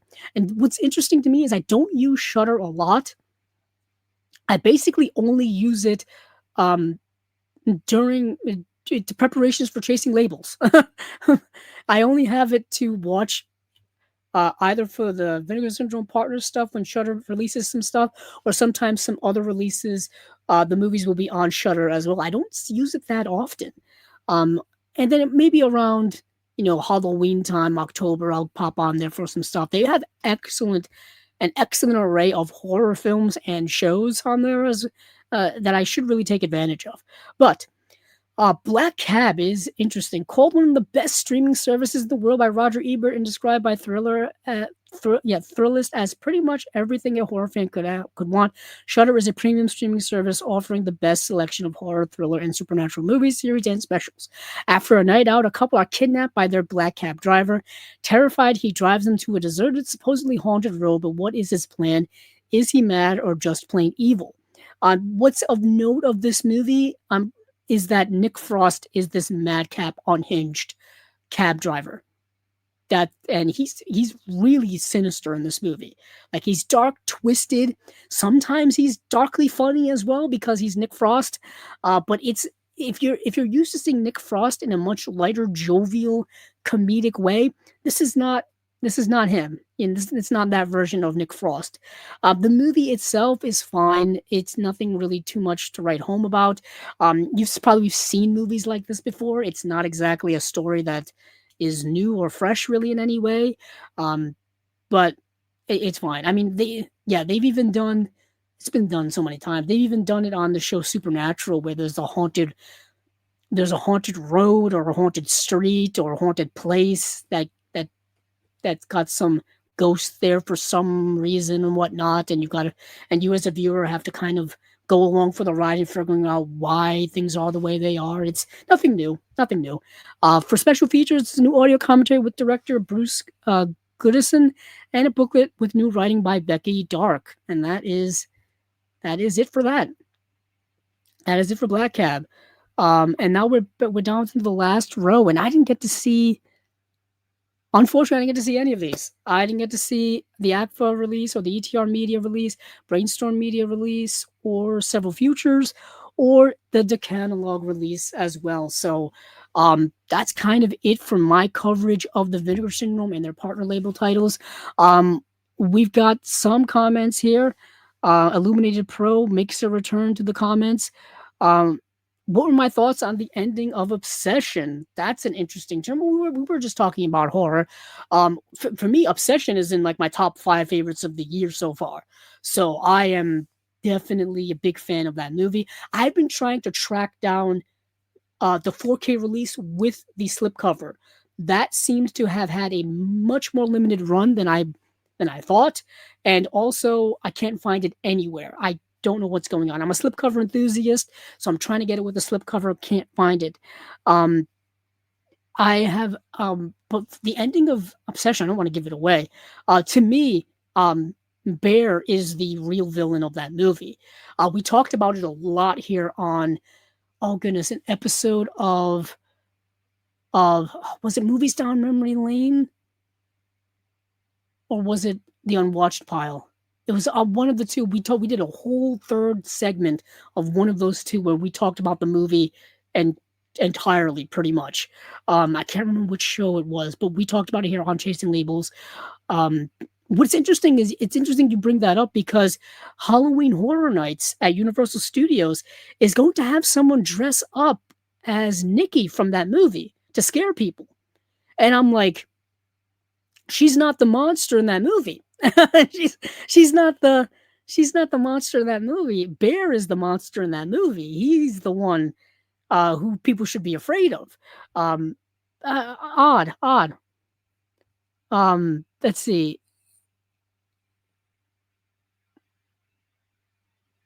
Okay, is that the movie? Let's see. I don't think I've seen it yet. Did you get a chance to see Our Hero Balthazar? It's coming to Apple TV tomorrow. I have not seen it. Illuminator Pro also says the last new film I bought was Send Help for the deleted scenes and the commentary. I need to get that as well. That's another one where the slipcover for some reason has such a limited run on those that people are selling those for like $100 on eBay with the slipcover. It's insane. It's insane. I rewatched Man Without a Face recently. I keep thinking about it. Have you seen it? Illuminator Pro also asked that as well. The Man Without a Face, is that the movie with Mel Gibson? If I do recall, I haven't seen it in 20 years. Let's see. Yeah, that's the movie with Mel Gibson from 1993. Talk about a movie no one talks about. Goodness gracious. That's the movie directed by Mel Gibson and starring Mel Gibson. I've only ever seen that on like cable television 20 years ago. It's been a while. It's been a long time. And then Illuminated Pro says, I almost got the 4K at BNN. Someone put one copy they had on hold, got the Blu-ray instead. I think the ending could have been better. I'll just say Bear is definitely the villain, though. Yeah, I thought it was pretty obvious. People have been having those debates for months on the internet about who is the villain of the movie Obsession. I thought it was pretty obvious. It was pretty obvious. But now that we're done with Vinegar Syndrome and the partner labels, let me move over to, let's see. Let's move over to Imprint, shall we? So, because Imprint's got their September bundle release, their September releases, and it is a 60s and 70s. Here we are. 60s and 70s, like British films, basically. So we have Oh What a Lovely War, which we've talked about here on Chasing Labels before. The Strange Affair, Only When I Larf, All Coppers Are ... And then we've got And Then There Were None, and that is it. So let's 1, 2, 3, 4, 5 releases for the month of September from Imprint. And Oh What a Lovely War, excuse me while I look up. Someone put that out recently, and we talked about it here on Chasing Labels. I think it was the episode where our friend Dustin was on, and I remember him really liking that movie or somewhat. Yeah, Oh What a Lovely War got a release from Eureka in the UK back in July. So about a month ago, it got a release from Eureka. That's why we talked about it a few months back. And Oh What a Lovely War, I think, is excellent. It's actually like a musical adaptation, or an adaptation of a musical rather. And it's interesting. Let me see what the special features are for this. Unfortunately, I've got to look up these individually because they decide not to include the special features in their bundle where you can do the whole bundle. So, Oh What a Lovely War, based on the 1963 stage musical, Attenborough assembled an extraordinary ensemble cast for this lavish epic. Laurence Olivier, Maggie Smith, Dirk Bogarde, Vanessa Redgrave, John Gielgud, John Mills, Kenneth Moore, Ralph Richardson, Michael Redgrave, Ian Holm, Edward Fox, and Susanna York. Following the working class Smith family as they are swept up in the tide of war, the film unfolds against the stylized backdrop of Brighton's West Pier, a theatrical stage on which the entire catastrophe of the 1914 to 1918 World War One is played out with dark wit and growing horror. Awarded 4 out of 5 stars by critic Roger Ebert, who described the film as an elaboratively staged tableau. Richard Attenborough has given us a breathtaking evening. Yeah, the movie is, if you're into movie musicals, it is gorgeously lavish. And also the social commentary, the political commentary in it is very, very good too. Let's see, we've got a new commentary by filmmaker, film historian Daniel Kramer, audio commentary by director Richard Attenborough, Oh What a Lovely Billing, actress Wendy Alnut on Oh What a Lovely War, Oh What a Lovely Camera Operator Camera, assistant Eddie Collins on Oh What a Lovely War, Welcome to World War One featurette, the Smith, and then we have the Smith Family Album featurette, Keep the Home Fires Burning featurette, director Sir Richard Attenborough on the National Film Theatre for the BFI, and that is Oh What a Lovely War. Uh, yeah, good movie. Whether you get the Eureka release or you get this release, it's worth a watch. It really is. But let's move on to The Strange Affair, which I actually watched yesterday. The Strange Affair is interesting. Kind of an uncomfortable movie. And I'll get into the reasons why. This movie stars Michael York. Let's see.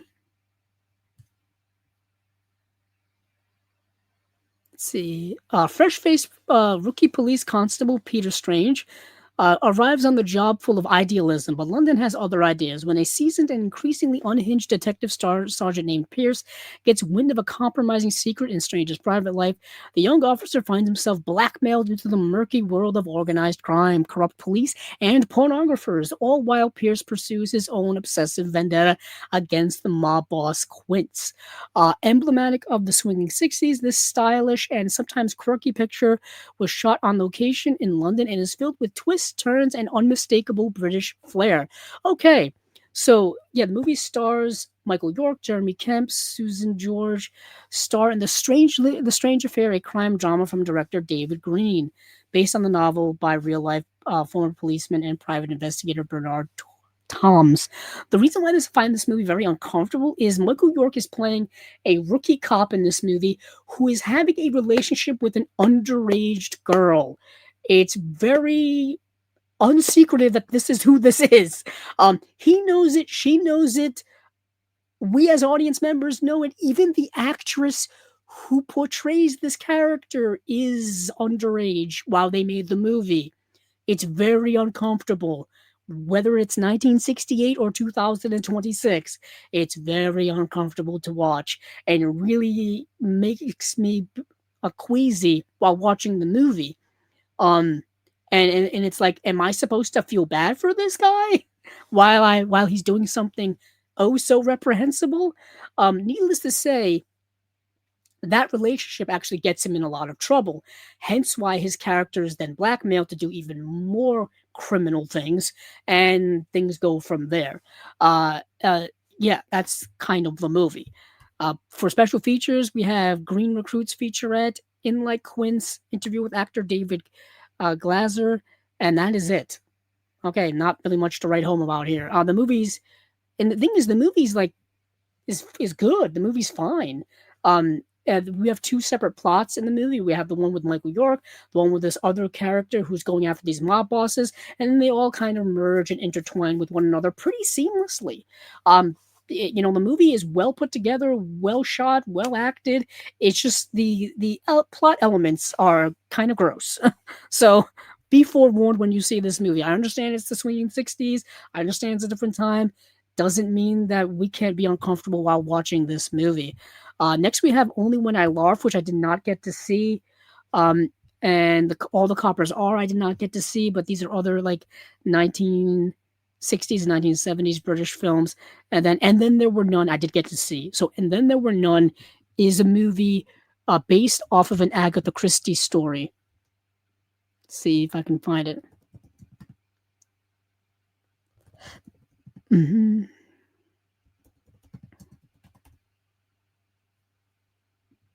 Yeah, This movie is also known as 10 Little Indians or And Then There Were None. Kind of all depends on where you're from. It will depend on which title the movie is under. So, released in the US as 10 Little Indians, this marked the third time Agatha Christie's timeless mystery had reached the big screen armed with a superb ensemble cast, including Richard Attenborough, Oliver Reed, Herbert Lom, Elk Sommer, and directed by Peter Collinson, who did the Italian Job with Michael Caine. I've been wanting to get that in my collection for a while. Kino put out a 4K of that several years back, and I've been wanting it for so long. I've never owned the original Italian Job in any format. I've always wanted it. But 10 strangers arrive by helicopter at a grand hotel deep in the Iranian desert, adjacent to the ancient ruins of Persepolis. Their enigmatic host fails to appear, but a recorded message does, leveling a serious accusation at each guest in turn. Before long, the guests begin to die, each death mirroring a line from a children's nursery rhyme, and the survivors are forced to confront a terrifying truth. The killer is one of them. This exotic adaptation was produced by Harry Allen Towers, who had previously produced the 1965 version and would go on to produce the 1989 version, and was filmed on location in pre-revolution Iran, one of very few Western productions to ever do so. The 1970s, for some reason, were a time to adapt certain Agatha Christie novels. Specifically, we had Murder on the Orient Express by Sidney Lumet. We also had Death on the Nile as well, came out in the 70s. So I guess another one would be this movie here, And Then There Were None. So we have a new audio commentary by scholar Dr. Mark Aldridge, archival interview with Elk Sommer in German with English subtitles, and a theatrical trailer, American video trailer, European cut pre-credit sequence, and that is it. Okay, not really much to go with there. Huh. Yeah. Let's see. I think that's it. Yeah, that's it for everything from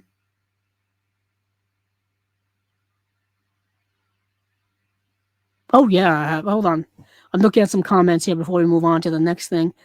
What do I think of the movie Undertone? So, Undertone is the movie that came out this year. So it's essentially Paranormal Activity, but instead of video, it's audio.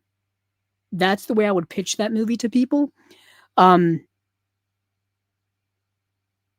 Yeah, I haven't seen any video. It says, "What did you think of the movie Undertone?" After some explanation videos, I realized it was actually pretty deep. I thought the use of negative space in the framing and tension were rather effective. It's a tough thing to pull off.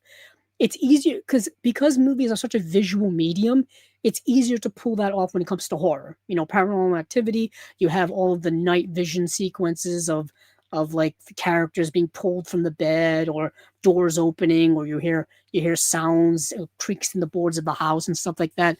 When it comes to audio, all you have is like audio clips on a computer. That's really tough to pull off tension just utilizing that. That's what impressed me most about that movie, is for them to do that. He also Illuminated Pro also said, I tried watching Mystery Alaska, just awful. And then Illuminated Pro said, have you seen Man of the House with Jonathan Taylor Thomas and Chevy Chase?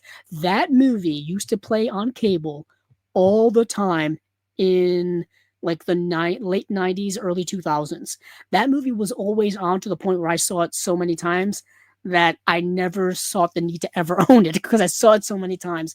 It's interesting that you mentioned Jonathan Taylor Thomas because he recently resurfaced, if you will.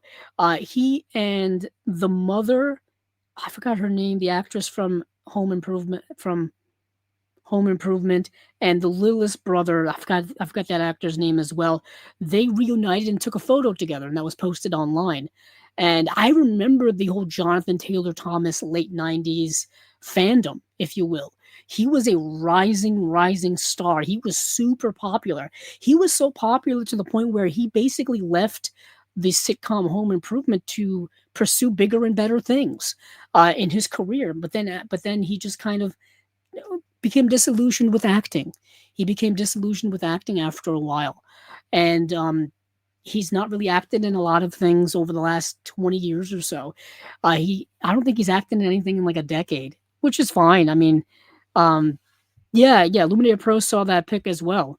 Yeah, I saw it recently, just, making the rounds on the, like Entertainment Weekly, Hollywood Reporter, Deadline, all those trades that pop up on your news feed, when you're online and whatnot, depending on how your algorithm goes. My algorithm is all movies and television pretty much.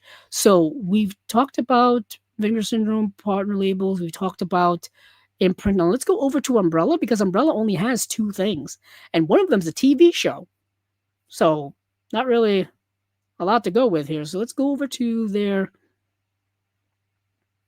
Yeah, we're let me get rid of this. Uh, let's go over to their shop where the last two things that they announced were the Alejandro Jodorowsky collection, and then they also announced MPD Psycho. So this MPD Psycho, technically, we shouldn't be talking about it here on Chasing Labels because it's a TV miniseries. Uh, but it's all done by Takashi Miike, so I thought it was a little. We'll make a little exception to the rule here.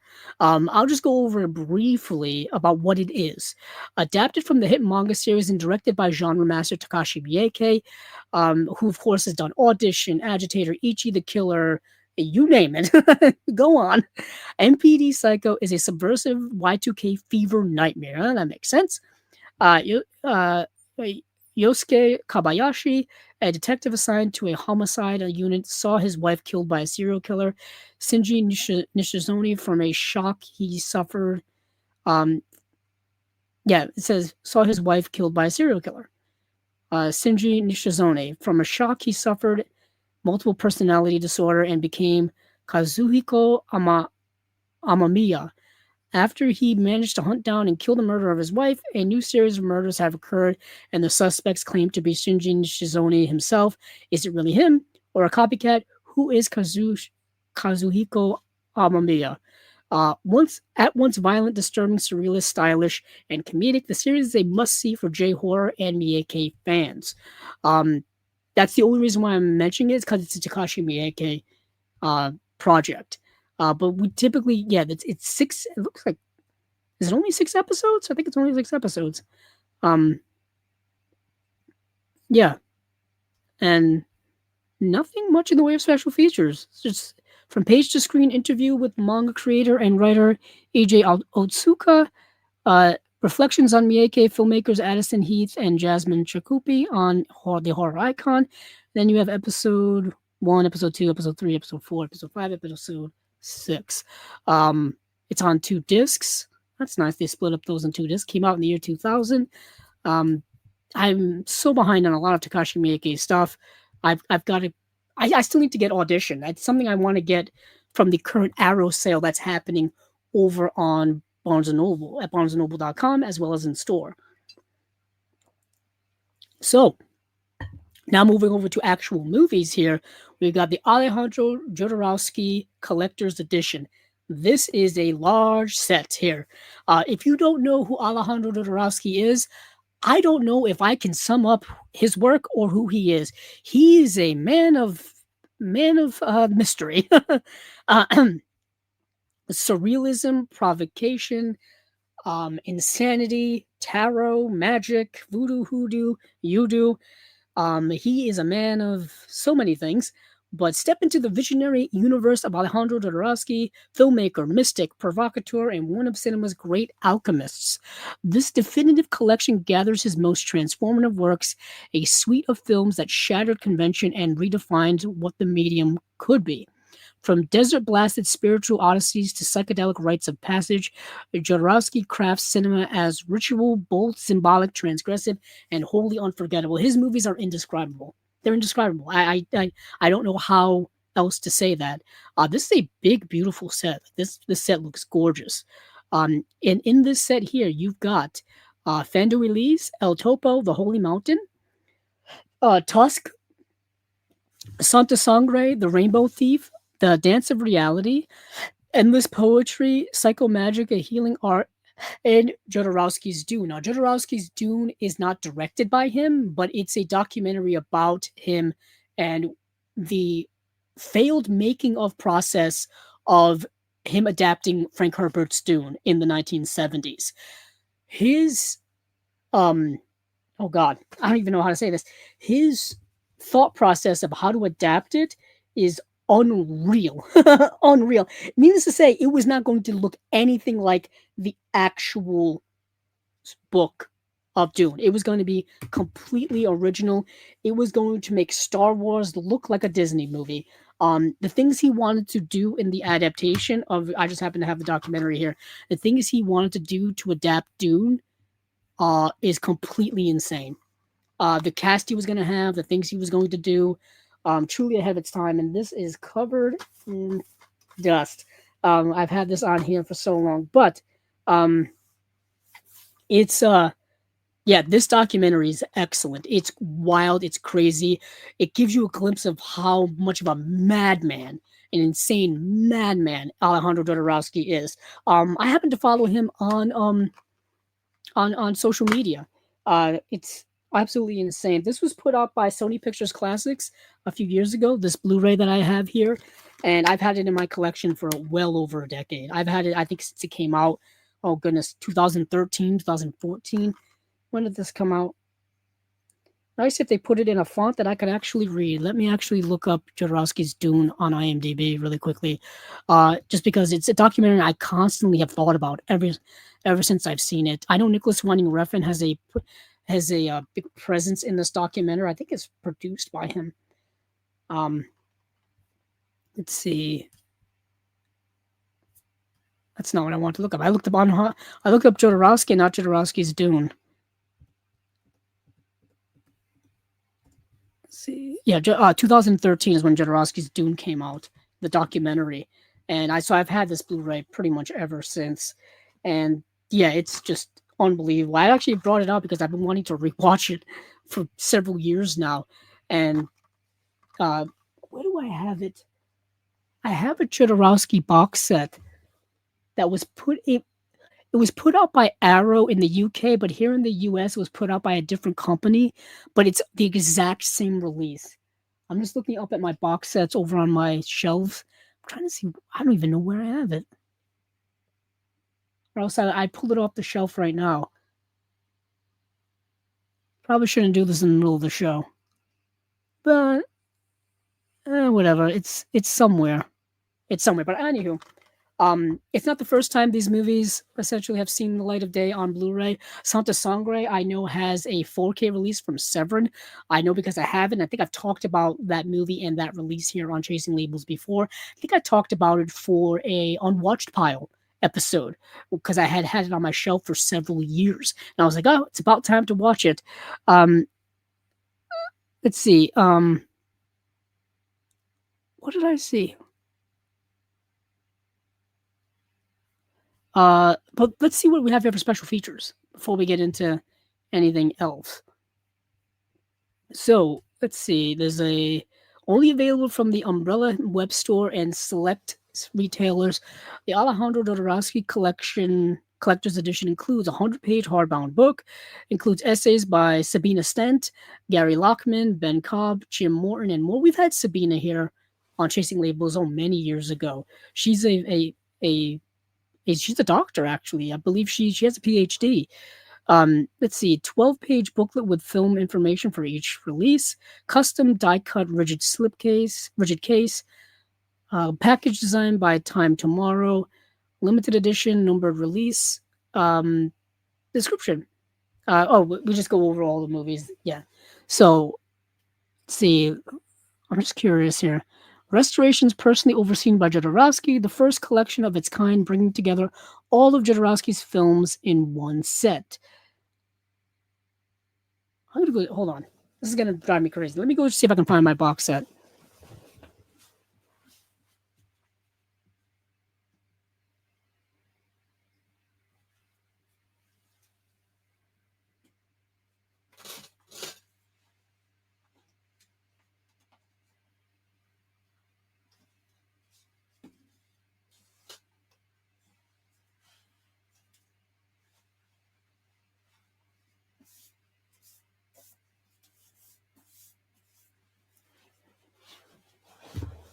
Found it. It was kind of where I thought it was supposed to be.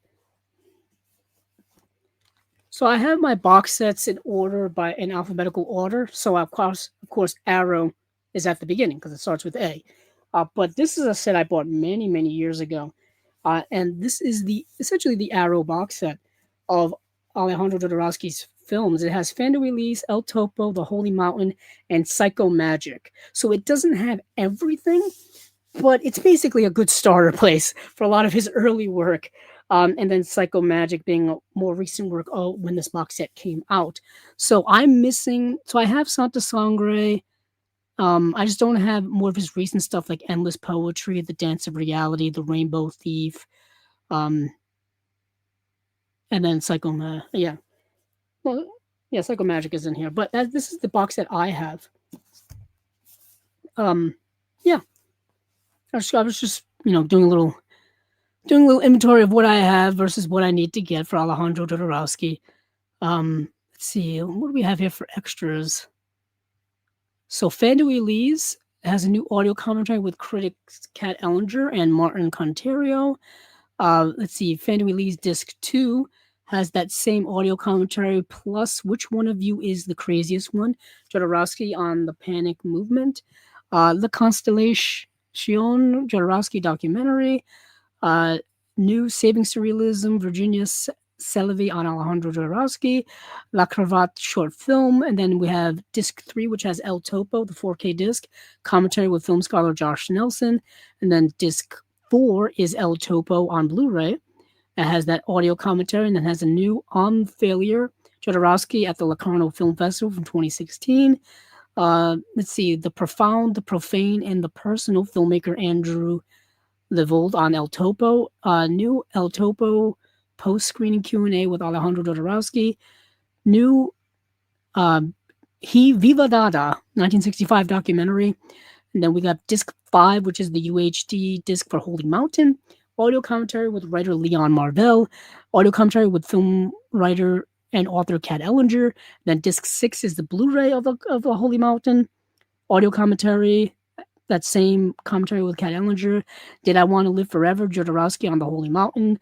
1974 interview with Jodorowsky, Alejandro Jodorowsky, Grand Rector de l'Université de Philosophie documentary. And then this is a massive set here. Wow. Tusk Blu-ray on Blu-ray, disc 7. New commentary by film analyst BJ Colangelo, shooting the movie featurette Tusk, and Taro Jodorowsky in 1980. Jodorowsky's White Elephant filmmaker Andrew Lavoie on Tusk, interview with Jodorowsky and Filippo Royer. Jodorowsky premiered Tusk at Lestrange Film Festival 2024. Santa Sangre UHD disc for disc 8. That's got the audio commentary with Jodorowsky, moderated by journalist Alan Jones, and then audio commentary with writer Annie Rose Malamet. And then Santa Sangre BD disc 9. Audio commentary, those two audio commentaries, Forget Everything You Have Seen, The World of Santa Sangre. New Blood Jodorowsky on the restoration of Santa Sangre, deleted scenes with Jodorowsky commentary, Like a Phoenix 2021 interview with Claudio Argento. Holy Blood 2021 interview with Daniel Nanuzzi. Mexican Magic 2021 interview with Angelo Lacono. The Language of Editing, this is going on forever. The Language of Editing 2021 interview with Mauro Bonanni, Renaissance and Horror 2021 interview with Roberto Leone, Santa Sangre 30th anniversary celebration of Morbido Festival, Goyo Gardens Spree Killer 2011 featurette, Jodorowsky 2003 interview, onstage Q&A with Jodorowsky 2002, Hands and Bias, Alexander Helen Nicholas on Horror and Santa Sangre. That's not all. There's a whole other, The Rainbow Thief, Blu-ray disc 10, all special features, commentary, Omar Sharif on Jodorowsky.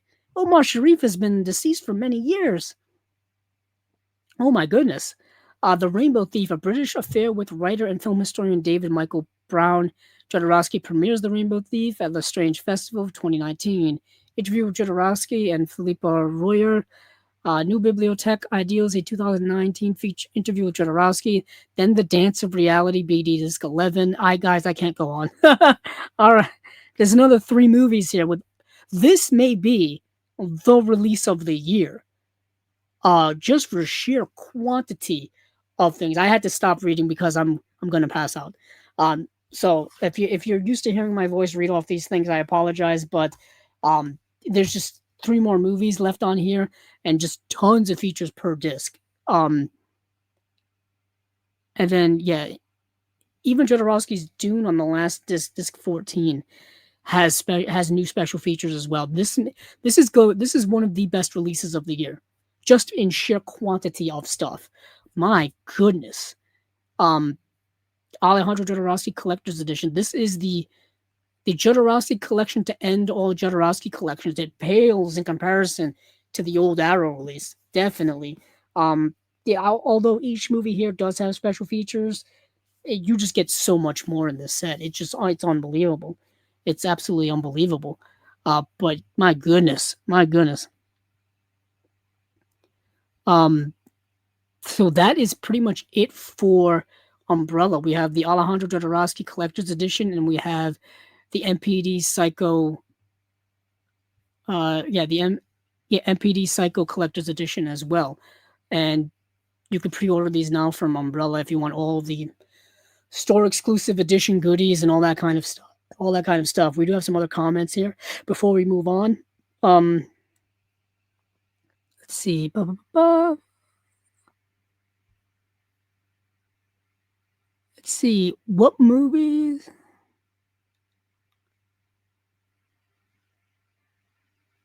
What was the last film I saw in theaters, and what were your thoughts on the film and the theater?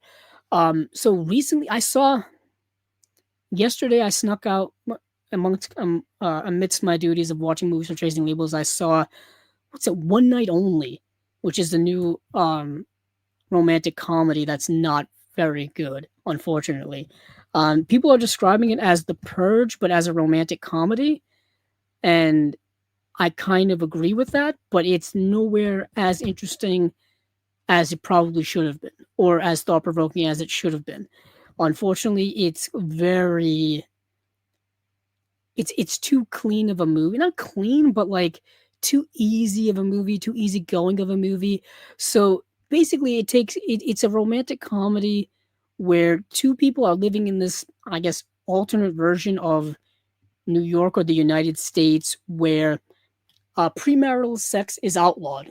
Can't do it. You've got to be married, or basically you get arrested for having premarital sex, right?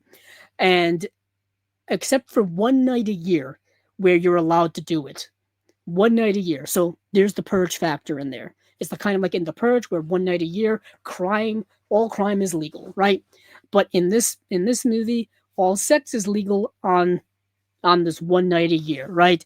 And you would think that would lead to like crazy things going on, like madcap hedonism, because everybody's got all this pent up sexual energy and all this kind of stuff.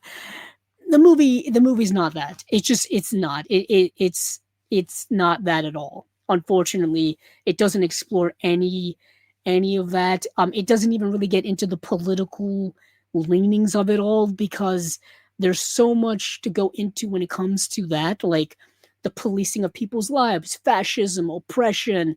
Like would society revolt if the government was that involved in people's personal lives? Like what would be those consequences? The movie doesn't really get into any of that, unfortunately. But the actors are good looking to watch on screen. Some of the romantic moments are cute and all that kind of stuff.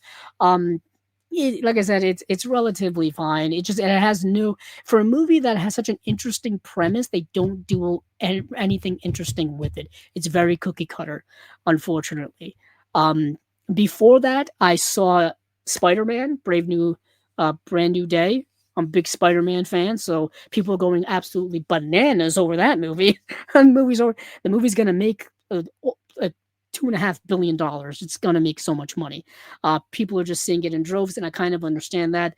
As somebody who has been a big comic book hero fan since I was a little kid, who's grown up with the various movies and all this kind of stuff, Spider-Man is the most popular comic book character on the planet.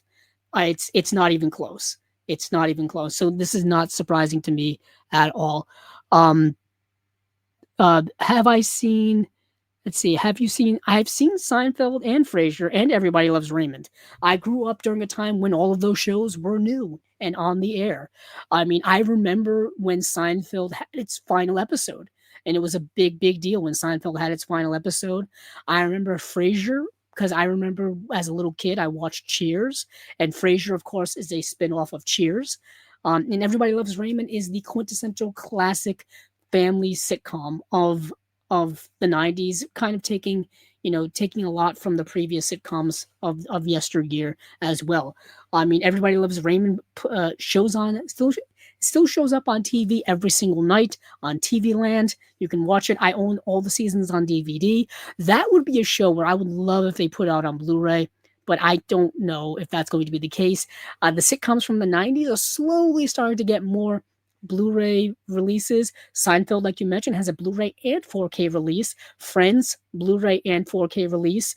Cheers, I think, didn't Cheers just get a Blu-ray release? I think it did, finally.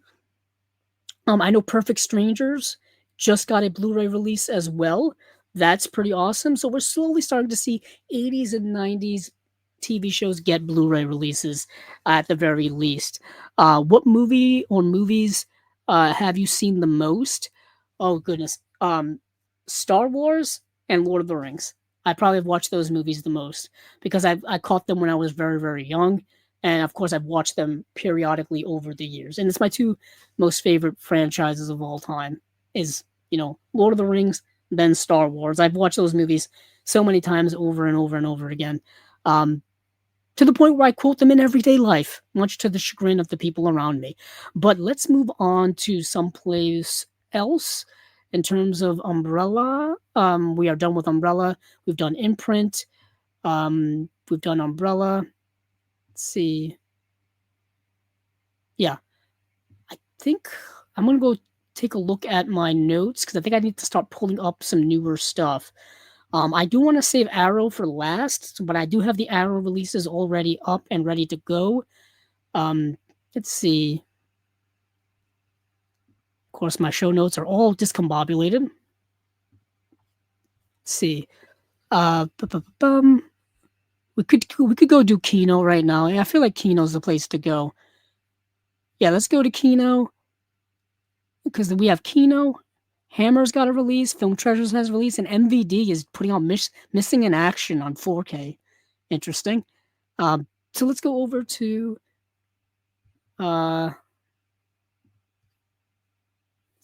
Kino. So I'll go over to the Kino Facebook page, just checking out. Let's see.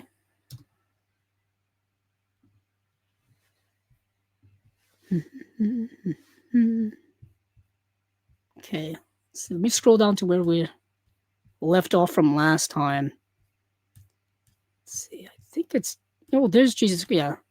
Oh, there's Bulletproof. I think that's where we're going to start with Bulletproof, because that's what I have in my notes is Bulletproof. So talk about blast from the past. So Bulletproof came out in 1996, and it was something I remember watching either on VHS or DVD. Probably both, actually. I haven't seen this movie in over 20 years. So the movie Bulletproof, starring Damon Wayans and Adam Sandler. This movie is directed by Ernest Dickerson. Yeah, directed by Ernest Dickerson. So we got the 2-disc set here. We've got let's see, we'll just go through the disc stuff and then I'll talk about the movie a little bit. So brand new HDR Dolby Vision master from a 4K scan of the 35mm original camera negative. There's a new audio commentary with our Ernest Dickerson, with entertainer, journalist / author Brian Reisman and Max Every. And there's a new audio commentary with action film historian Mike Leader. And then on the second disc, you get the movie on Blu-ray plus all of those special features. And then a character that helps tell the story, interview with actor Xander Berkeley. And then there's deleted scenes as well. But the movie itself, I remember liking a lot more when I was younger, unfortunately. So two of Hollywood's hottest comic actors have just become the wildest partners in partners in crime to ever hit the streets of LA. Damon Wayans, yeah, who was coming off of Major Pain, which just got a new Blu-ray release from Kino as well. And then Adam Sandler. Adam Sandler was coming off of like Billy Madison. Um, uh, yeah, and other stuff. Let me see. I remember looking this up the other day. Adam Sandler was really coming off of being on SNL. He was also coming off of Billy Madison. I'm trying to see if Happy Gilmore was before or after this. Let me see. So let's see. I got to scroll all the way back to the 1990s. Let's get back in the time machine. So this was, yeah, so Happy Gilmore was the same year. So he did Billy Madison, Happy Gilmore, then Bulletproof. Then after that, he would do The Wedding Singer. He appeared in an uncredited part in Dirty Work. And then, of course, he would be on Waterboy, Big Daddy, and Little Nicky after that. So if you've been following Adam Sandler's career, you know where it goes. You know where it goes after that. What's interesting is that this is such an odd movie if you look at all of the movies within that time frame, because this isn't like a crime action buddy cop movie, if you will, for the 1990s. And that is so not what Adam Sandler is known for. That's not what he's known for at all. He's known for the comedies. That's how many of us growing up during that generation knew him and knew him from SNL, Happy Gilmore, Billy Madison, all of that stuff. So this movie kind of sticks out like a sore thumb. Perhaps that's why it's not that good of a movie. Also, this movie reminds me a lot of Midnight Run. But it's nowhere near as good as Midnight Run. Not even close. Not even close. Yeah. It's interesting. Illuminated Pro mentions this, been loving Adam Sandler flicks lately. Yeah, so his movies have been getting really nice 4K re-releases. I just mentioned Billy Madison and Happy Gilmore have gotten two great 4K releases from Kino. They look fantastic, certainly better than what I had, which were the old DVDs of those movies. So they look great. I would love to see The Wedding Singer get some love as well. I know Little Nicky has gotten a Blu-ray release from, I think it was Shout Factory. Shout Factory has put that out. I would love to see Big Daddy get some love. Punch Drunk Love, of course, has gotten a Criterion Blu-ray, plus I think a Criterion 4K as well. So that's gotten some love recently for Adam Sandler. Yeah, there's a lot in there. But this movie, Bulletproof, is interesting. Like I said, it's kind of him stepping out of that comfort zone, even for both of these actors, really. Damon Wayans, similarly, coming from the comedy background. He's from the Wayans family. Were doing In Living Color. That's where that was coming from, and he was like breaking out from there and doing his own movies. But he was doing like comedies like Major Pain. This movie, like I said, is not those types of movies. But let's see, two of Hollywood's hottest, like I said, Damon Wayans and Adam Sandler, star in the hilarious saga of a cop, a crook, and a beautiful friendship gone sour. Once inseparable pals, Archie Moses and Rock Keats find themselves on opposite sides of the law, each feeling betrayed by the other. In fact, the only person who hates them more than they hate each other is ruthless drug kingpin Frank Colton, screen legend James Caan, who wants to put them both 6 feet under. And that's not really the case in the movie, but whatever. Now through a strange twist of fate, Moses and Keats are on the run together with a little Gluck. The bungling boys just might get out of this one alive if they don't kill each other first. So basically what happens is like, this is kind of spoilerish. I don't want to spoil the movie, but they're best friends, and then one betrays the other, and then circumstances change dramatically with their relationship, and now they're basically on the run from people. That's me saying it without saying anything, giving any of the plot away. Damon Wayans and Adam Sandler have great on-screen chemistry together. To me, it's just that the story doesn't really hold up as much as it did, let's say, 20 years ago when I first watched it.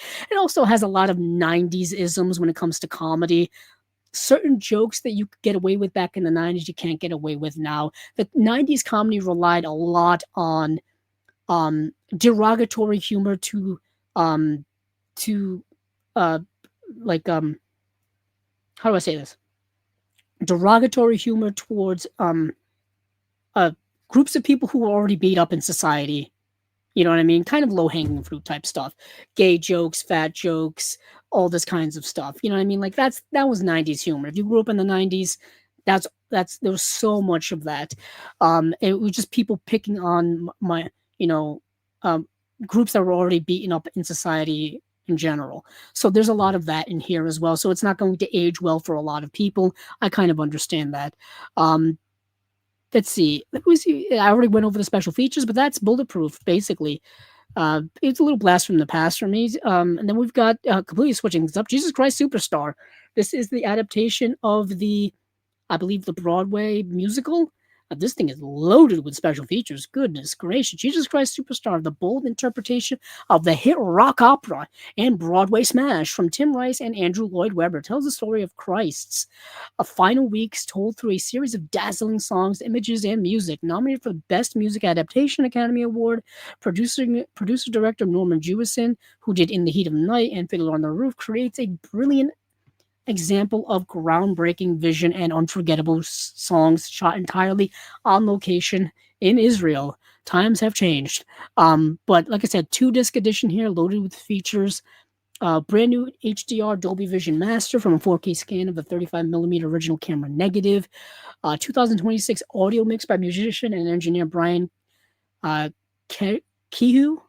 Mixture of classic albums by Sly Stone, Black Sabbath, Aretha Franklin, yes, Fleetwood Mac, Talking Heads, Madonna, and the soundtrack for Woodstock. Okay. I didn't think we needed all of his credits there, but sure, why not? Audio commentary by director Norman Jewison and actor Ted Neely. New commentary by film historian and screenwriter Gary Gerani. New commentary by film critic and author Simon Abrams. Newly mixed 5.1, lossless 2.0 stereo, and original lossless 2.0 stereo as well. Triple layered UHD 100 gigabyte disc, so it's going to look great. And the second disc has all of that stuff, plus an interview with lyricist Tim Rice, theatrical trailer, and that is about it. So that is Jesus Christ Superstar getting a 4K UHD release. If you like movie musicals, there you go. There's your Jesus Christ Superstar. I think all the contents for the Dark Side of Cinema Volume 28 we've talked about before. And then we have Desperately Seeking Susan. This is a release I'm really glad it's coming out. So Desperately Seeking Susan, starring Roseanne Arquette, Madonna, Aidan Quinn, Will Patton, John Turturro, Stephen Wright, Giancarlo Esposito, so many others. It's written, let's see, who directed this? Oh, Susan Seidelman. Yes, Susan Seidelman directed this. That's why this is important. I think I have it on DVD. I think I have an old DVD, a used DVD of this that I picked up when one of my local stores was closing. But yeah, this is definitely worth a watch. This is great. Check it out. Check out Susan Seidelman's work in general. Really good stuff. Really good stuff. Let's see. That's Brit Noir Collection 4, which I think we've talked about in the past. Yeah, we talked about this in the past, these movies. Catch a Fire. Here we go. So Catch a Fire is something I did want to talk about. So recently, I saw that I saw a random, I think I was scrolling either on TikTok or Instagram Reels or somewhere, and Tim Robbins was doing an interview, or he was talking about his career, whatnot. That's why you have him on those shows. And he was talking about the movies he did after Mystic River. Mystic River is a movie where I believe he won an Oscar for. And after that, he was bemoaning that people don't talk about his movies that he did right after Mystic River. And he said that it is some of his best work. And he specifically mentioned this movie, Catch a Fire. And I was like, oh, that's interesting. And then literally a couple of days later, Kino announces they're putting it on Blu-ray. So I was like, oh, what good timing. It gives me an opportunity to watch it. So Catch a Fire, this is a movie directed by Philip Noyce, director of Patriot Games, Clear and Present Danger, and The Bone Collector. Comes in action-packed is a little But that's I wouldn't use those terms. Journey of sabotage, corruption, alienation, and murder. Tim Robbins and Derek Luke give first-rate performances in the suspense thriller based on the true story of Patrick Chamusu, a young apolitical man accused of terrorism in 1980 South Africa. Set against a country torn by apartheid and two cultures at war, Catch a Fire is the gripping account of the spark that ignited a man, inspired a revolution, and united a country. Yes, all of that is true. So put yourself back in 1980 South Africa. The country is under the apartheid government, which is incredibly oppressive and segregated, and we know a lot of these things. Um, I mean, well, at least we should know a lot of these things, right? It wouldn't be until much later on that, due to international pressure, that the apartheid government was disbanded and dissolved, and then a new, more democratically elected government was put in its place. That's when Nelson Mandela took over and all that kind of stuff. Okay. But back in 1980, there were, of course, political uprisings happening, political movements happening to fight against the apartheid government. And this man, who was kind of an ordinary guy, he was not political at all, Patrick Chamuso. He was just a factory worker, just living. He had a family. He had no political ties whatsoever. A terrorist attack happens, and the local authorities somehow believe that he is involved in it, and he was just kind of in the wrong place at the wrong time, and he wouldn't initially give his alibi as to where he was during the attack, because he was actually cheating on his wife during the attack, and he did not want to express that, because he was ashamed of it. But I mean, if they are politically torturing you, I can say anything, say anything at some point. But that's neither here nor there. They thought that he was involved in it, and they tortured him brutally, abused him, threatened him, all of the above, right? All of the above, and ultimately they decided that he wasn't involved in it, right? He wasn't involved. They let him go, but of course, due to their actions, the political fever is now ignited within him. He is now an activist, an anti-apartheid activist. That's the most interesting part I find in the movie, is that we've seen that happen in the real world, where there are people who are not involved in things and get accused of being involved in things, and then it's because of the actions of others who are misidentifying people, or who have bad intel, or who are just prejudiced, or who are just having power trips in general. They then turn those people to the cause that they accuse them of being part of in the first place. So this movie is incredibly well acted by Tim Robbins and Derek Luke, and it's a good. I think it's a good movie. It's a solid movie. I think the information that the movie is depicting would be more interesting in a documentary than in a narrative film. But either way, if anything, it will ignite you into learning more about the context of the conflict and the context of the time in which the movie is set. So for special features, we have an audio commentary with the director Philip Noyce and writer Sean Slavo, and actors Tim Robbins, Derek Luke, Bonnie Henna, Robin Slavo, and Patrick Chamuso. Deleted scenes, and then that's it. Coming out in September. After this, we've got the movie, completely switching gears here entirely, The Caveman's Valentine, starring the one and only Samuel L. Jackson. So, Samuel L. Jackson is in the spine-tingling and visually stunning thriller. Samuel L. Jackson, who has been in many movies. Here they credited him as being in Pulp Fiction and Changing Lanes. Kind of an underrated movie, Changing Lanes is, but of course he's been in so many things. Oh my goodness. Delivers one of the most powerful performances as Romulus Ledbetter, a misunderstood musician turned recluse, hiding from personal demons in a New York City cave. When Romulus finds the frozen body of a young drifter in a tree, the authorities, including his police officer daughter, claim the death is accidental. Romulus is convinced the man was murdered by prominent art photographer David Leppenrob.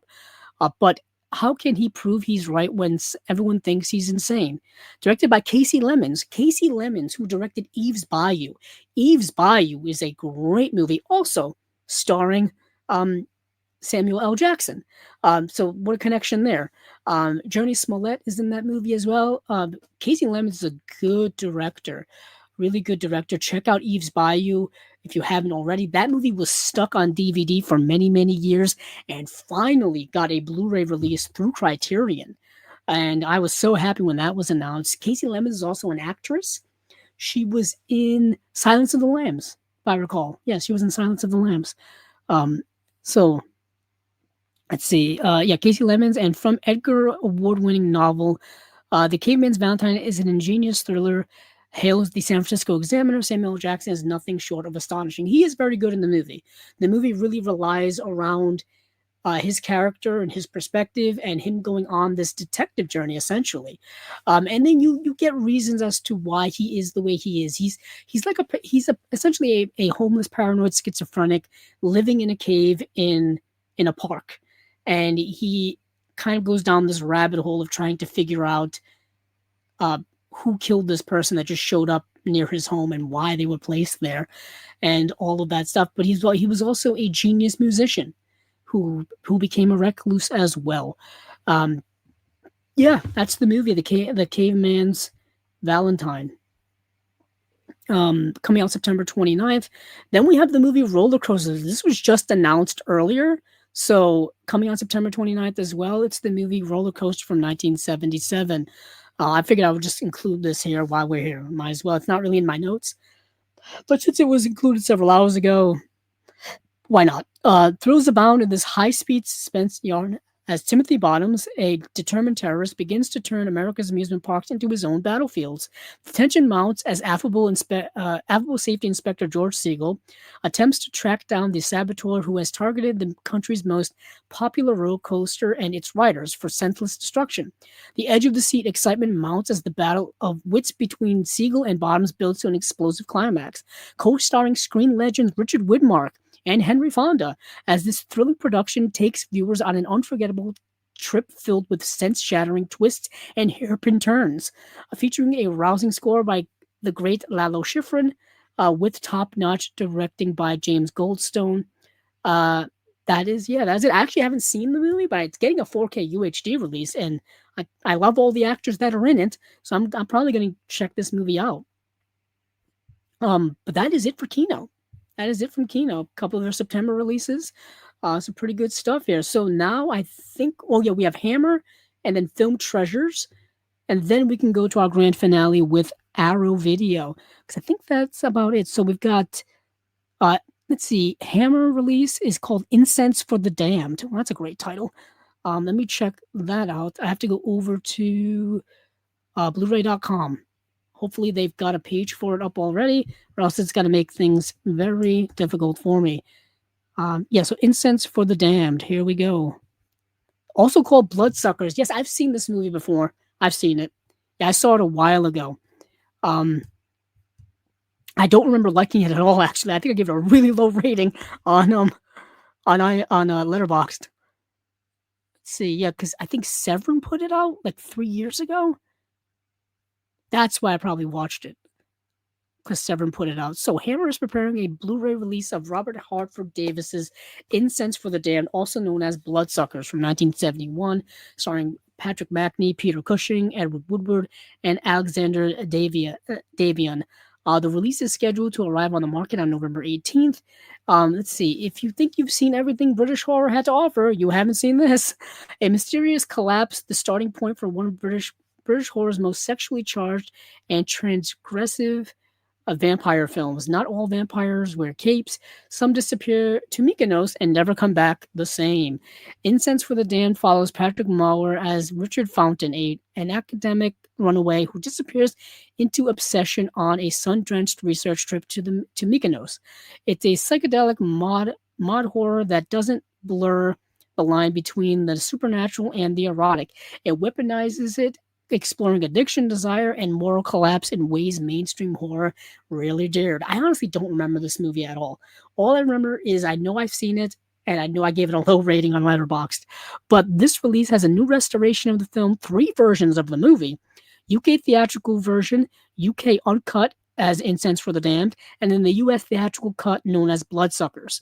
And then we have 2 2026 commentaries with Lauren Barnett John Hamilton, Jonathan Rigby, and Kevin Lyons. New program on Simon Raven, writer of the book on which the film was based. New program on the making of Incense for the Damned, and then optional English subtitles for the main feature. And then it says and more. I don't know what the and more is, but here you go. And then we've got the where are you? Then we got the Film Treasures movie called Feed. I wonder what that's going to be about. Seems a little self-explanatory, but we'll find it. Let's see. That could be it, but that is not it. Let me go. Hold on. I'm going to have to go to what's their name? Film Treasures website, which I have to remember what it's actually called. Oh, filmtreasures.co.uk. Let me see if they actually have that release on there.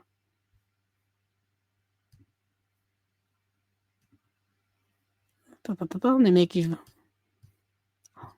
Let's see. Are you on here? Hold on. I'm checking over on the other feed, just to make sure that it's actually on here. If it's not actually on here, then we'll move on to the Arrow release. Just because I have nothing to say.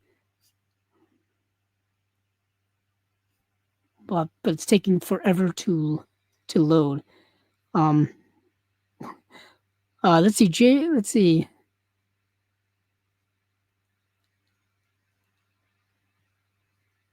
Let's see. Big Daddy. I'm just looking at some comments. Big Daddy has a Blu-ray. I think it does. It does. I've had it. It's been around for a long time. JB44 has checked into the chat. Andrew, would you go to Mars to watch a movie? Depending on the movie. That really would depend on the movie. Would it be a movie that I could only see on Mars? Like that's the only place in the universe it was screening? Oh, if it's when I said like depending on the movie, if it's the lost cut or the lost footage of Magnificent Ambersons, the Orson Welles movie, and they were only showing it on Mars, would I go? Probably yes. Probably yes. And Illuminated Pro says, "What's next? Rollerball remake on 4K?" I mean, I thought they already did. Oh no, the Rollerball remake? No, I don't think they've done it. They've done a Blu-ray of the Rollerball remake, which is terrible. And I think they've done a 4K of the original Rollerball from the 70s, which is good. To speak it which is with James Caan. That's really, really good. Let's see. Did it? Let's see. Huh. It's not even up on there. Okay, so we'll skip it. I was going to show it, but I can't find it. So I'm on their website. Oh, there it is.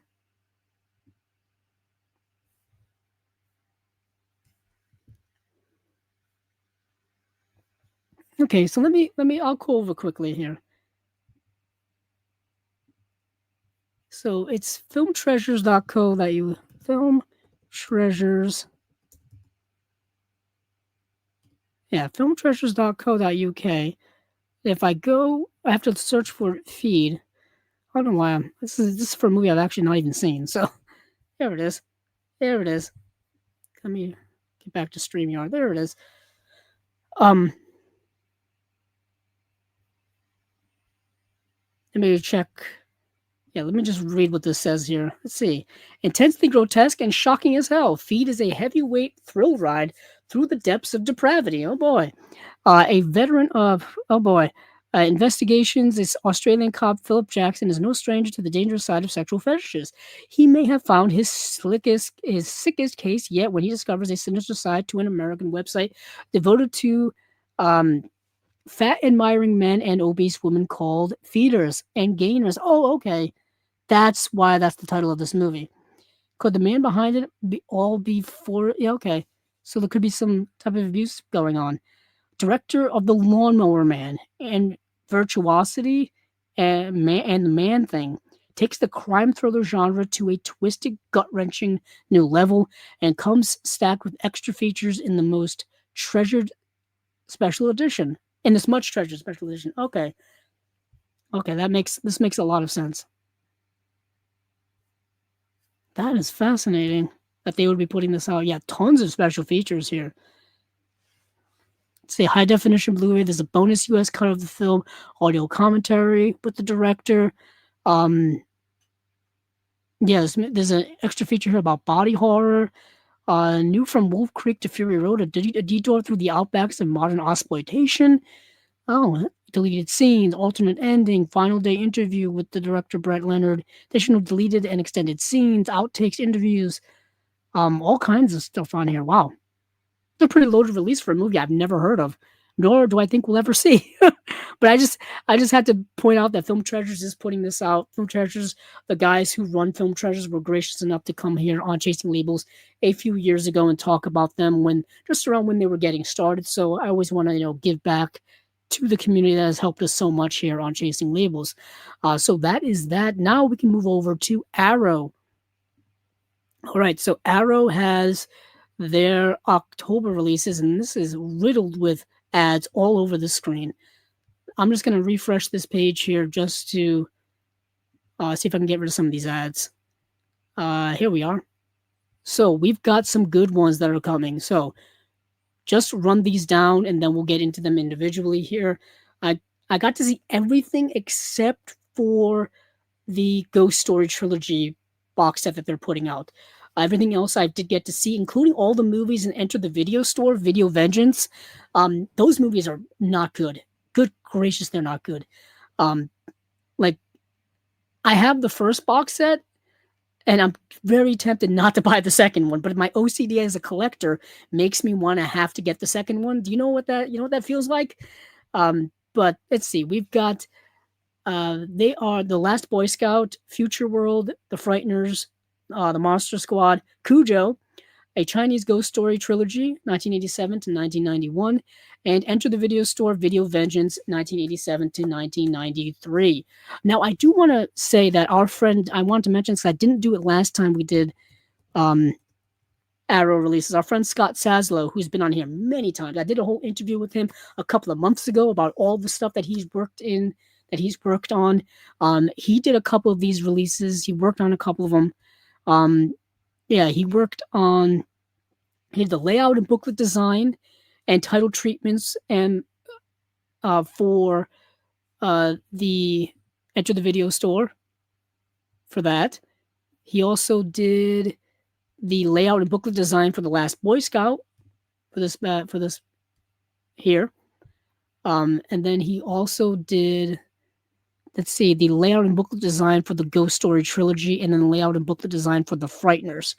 And then he also did the layout, and this is stuff from before, where he did it for A Better Tomorrow. He did the layout and booklet design for that.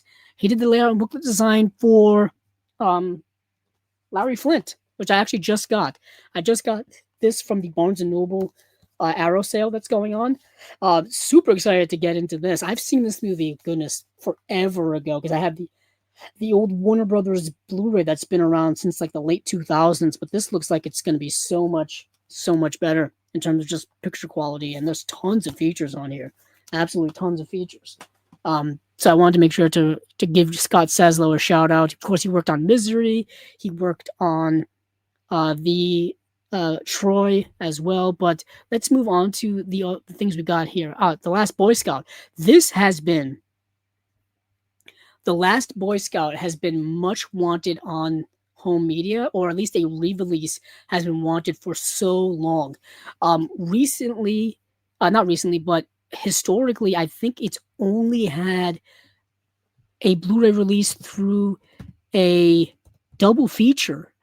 Yeah, a double feature along with another movie. Let me find it. Oh yeah, there it is. So you can only really ever get The Last Boy Scout in a Warner Brothers action double feature along with Last Man Standing, which is the Bruce Willis film from the 90s, which is a remake of Yojimbo. And it's fascinating how you've only been able to get it through there. And then there was a triple feature release of The Last Boy Scout where you could get The Last Boy Scout.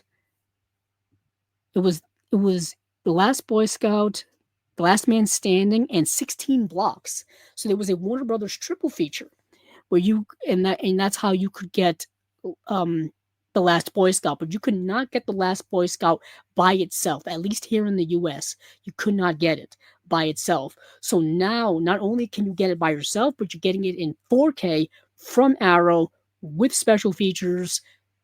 Yeah, that finally. So, The Last Boy Scout 4K UHD, from the star of Die Hard and director of Top Gun, Tony Scott, writer of Lethal Weapon, and the producer of 48 Hours, comes The Last Boy Scout, an era-defining explosion of cynical wit and extreme violence. Joe Hallenbeck, Bruce Willis, is a burned-out PI who hates the world and seemingly everything in it.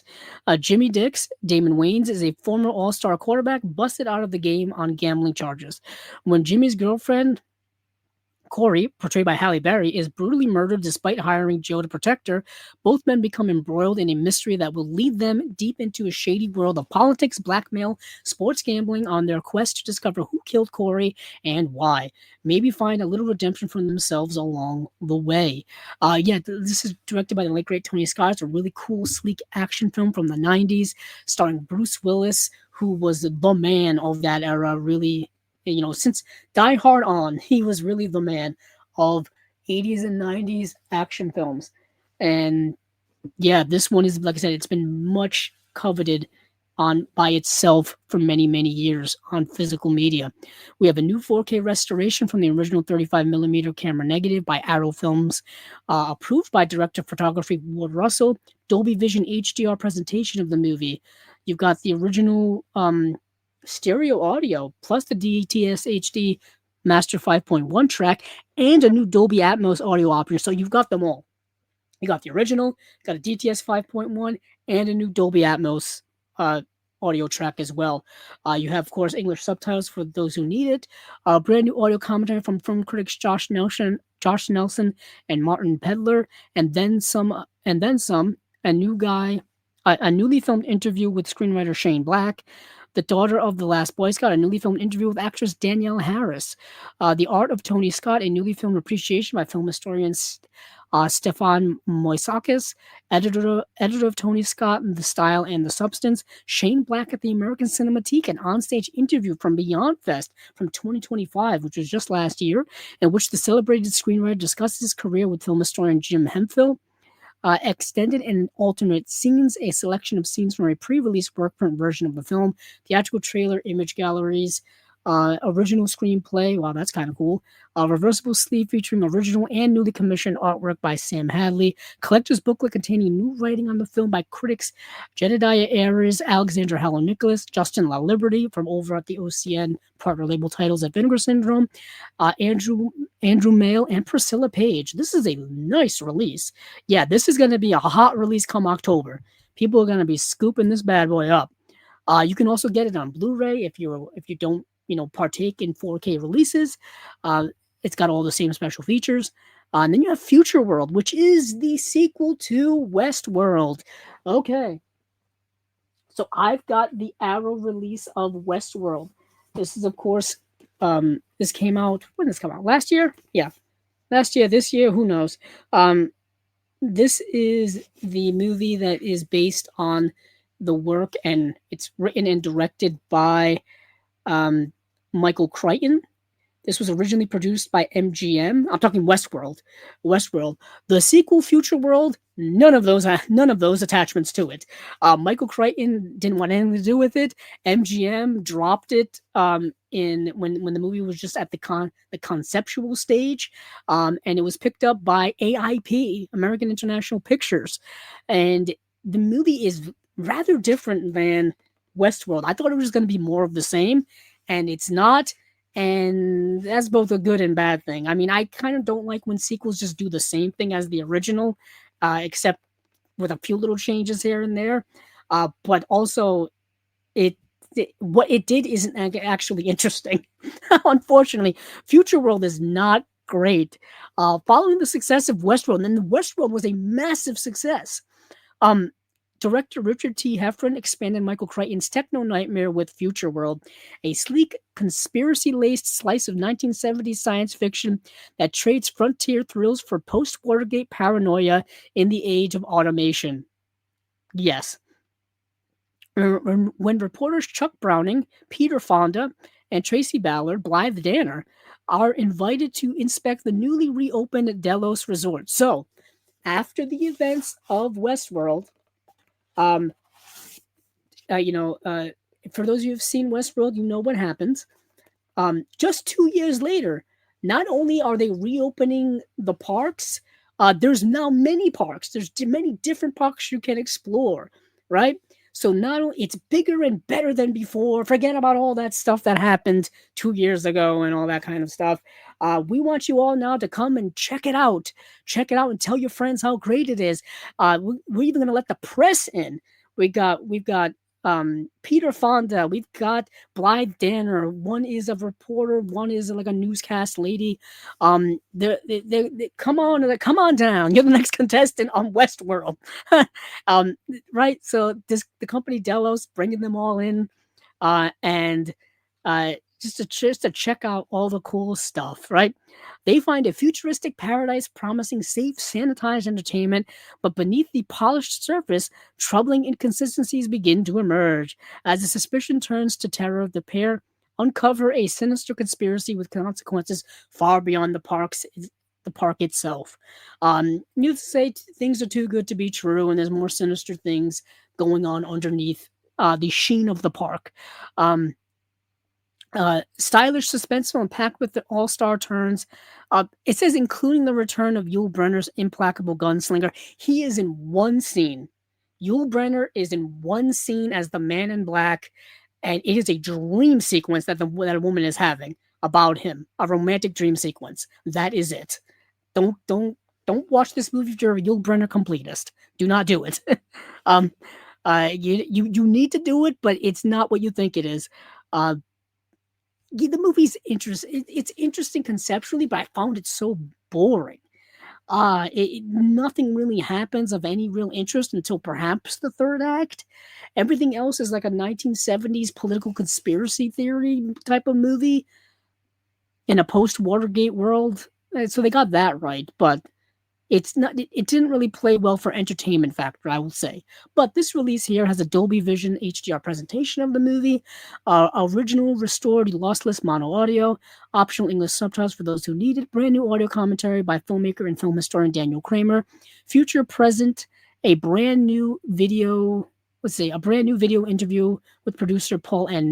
Lazarus III, NASA Science Fact and Fiction, a 1976 behind-the-scenes short film chronicling filming at the Johnson Space Center, presented in high definition for the first time on home video, theatrical trailer, TV and radio spots, image gallery, reversible sleeve featuring original and newly commissioned artwork by Jeff Marshall, collector's booklet featuring new writing on the film by David Michael Brown, Barry Forshaw, and James Rose. You can get it on Blu-ray as well. And then we have The Frighteners. Now, The Frighteners is the Peter Jackson movie starring Michael J. Fox. That it's the movie I believe he did right before he did Lord of the Rings. So it's this how do I say this? It's this horror comedy. It's a horror comedy ghost story. Before The Lord of the Rings made him a household name, Peter Jackson delivered The Frighteners, a wildly inventive blend of supernatural horror and dark comedy produced by Robert Zemeckis. It cemented Jackson's reputation as one of the most imaginative filmmakers of his generation. Michael J. Fox stars as Frank Bannister, a small-town psychic who uses his ghostly friends to con unsuspecting locals until a series of mysterious deaths point to a far darker force racing to uncover the truth. Frank realizes he's the only person capable of stopping a malevolent spirit from claiming more victims, even if it means facing his own haunted past. I haven't seen it in many, many years. So I'm a little fuzzy on all the details of the movie and all that kind of stuff, but I remember having a lot of fun with it. It's a favorite amongst many people, horror fans and people fans of Ghost Story. I know people watch it every Halloween or every October. I got to give it a rewatch. Actually, it's been re-released on Blu-ray. And I think a 4K already of this exists. So it's been around. It's not like it's been neglected on home media at all. But we have let's see. Disc 1 is the 4K Blu-ray release of the theatrical and director's cuts. Dolby Vision HDR presentation of the film. Let's see, there's a 4K restoration from the original camera negative. There's a collector's booklet featuring Peter Jackson's 1998 introduction to the Laserdisc release. That's cool. Original production notes and 2 1996 articles from the American cinematographer. So let's see, original lossless theatrical mix and 5.1 DTS HD master audio of the theatrical cut only and the original lossless 2.0 stereo for both cuts, plus the DTS HD master 5.1 home video mix for both cuts. Optional Dolby Atmos remix for the director's cut only. You have subtitles for everything, including the bonus materials. Audio commentary by co-writer slash producer slash director Peter Jackson on the director's cut only. Peter Jackson's 10th anniversary introduction to the film. Disc 2 is just a Blu-ray release of both cuts of the movie. And then Disc 3 has more extras. Disc 3 has No Way to Make a Living, a look back at the Frighteners, a feature-length documentary produced in 2022 featuring new interviews with actors D. Wallace Stone and Jake Busey, cinematographer John Blick, production designer Grant Major, creature and miniature effects supervisor Richard Taylor, visual effects supervisor Wes Takahashi, and producer slash editor Jamie Selkirk. The Making of the Frighteners, an exhaustive 225-minute documentary exploring every aspect of the film. So this is like a precursor to what Peter Jackson would do with the Lord of the Rings appendices special features on the DVDs that have since been the benchmark for special features for a home media release, in my opinion. It's the most in-depth special features package that they've ever made. So it looks like he was doing that for the Frighteners here as well. And then there's a conversation with Richard Taylor and Alexander Ponset, a 2022 interview with the man behind the film's creature and miniature effects. So there's a Blu-ray release of this as well. But damn, that's a lot. And then we have the Monster Squad. Speaking of horror, speaking of beloved horror, we have the Monster Squad. This is the 1980s cult classic. This movie's been released on Blu-ray twice. It's been released on 4K from Kino. I think it's been released on Blu-ray from Kino as well. And it's a beloved, Halloween classic, if you will. 100 years ago, Dr. Abraham Van Helsing and a small man, a freedom fighter, stormed Count Dracula's castle with a plan to rid the world of evil forever. They blew it. 100 years later, Dracula is back, and with a werewolf and a mummy, Gilman, and even Frankenstein's creature all in tow.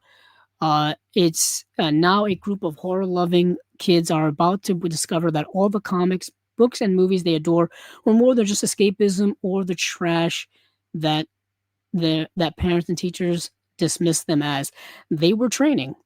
An all-out monster mash that wears its love of classic creature features on its sleeve, even as it kicks the creakier tropes and conventions squarely in the nards. This is a great movie to watch for Halloween time. It really, really is. I think this is also written by Shane Black as well. But anywho, Disc 1, Dolby Vision HDR presentation of the Monster Squad. You've got the original lossless stereo and DTS HD Master 5.1 surround audio. Audio commentary with writer-director Fred Decker and squad members Andre Gower, Ryan Lambert, and Ashley Bank. Audio commentary with writer-director Fred Decker and director of photography Bradford Magus. Maybe Shane Black wasn't involved in this. I probably was wrong on that. Monster Squad Forever, a feature-length 2007 documentary on the making of the film. Archival featurettes with the special effects team, featuring interviews with John Rosengrant, Steve Wang, Alec Gillis, Shane Mahan, Lindsay McGowan, and Tom Woodruff Jr., archival interview with composer Bruce Broughton, a conversation with Frankenstein, a vintage 1986 featurette, deleted scenes, animation storyboard sequences, trailers and TV spots. Disc 2, Wolfman's Got Nars, that is the documentary.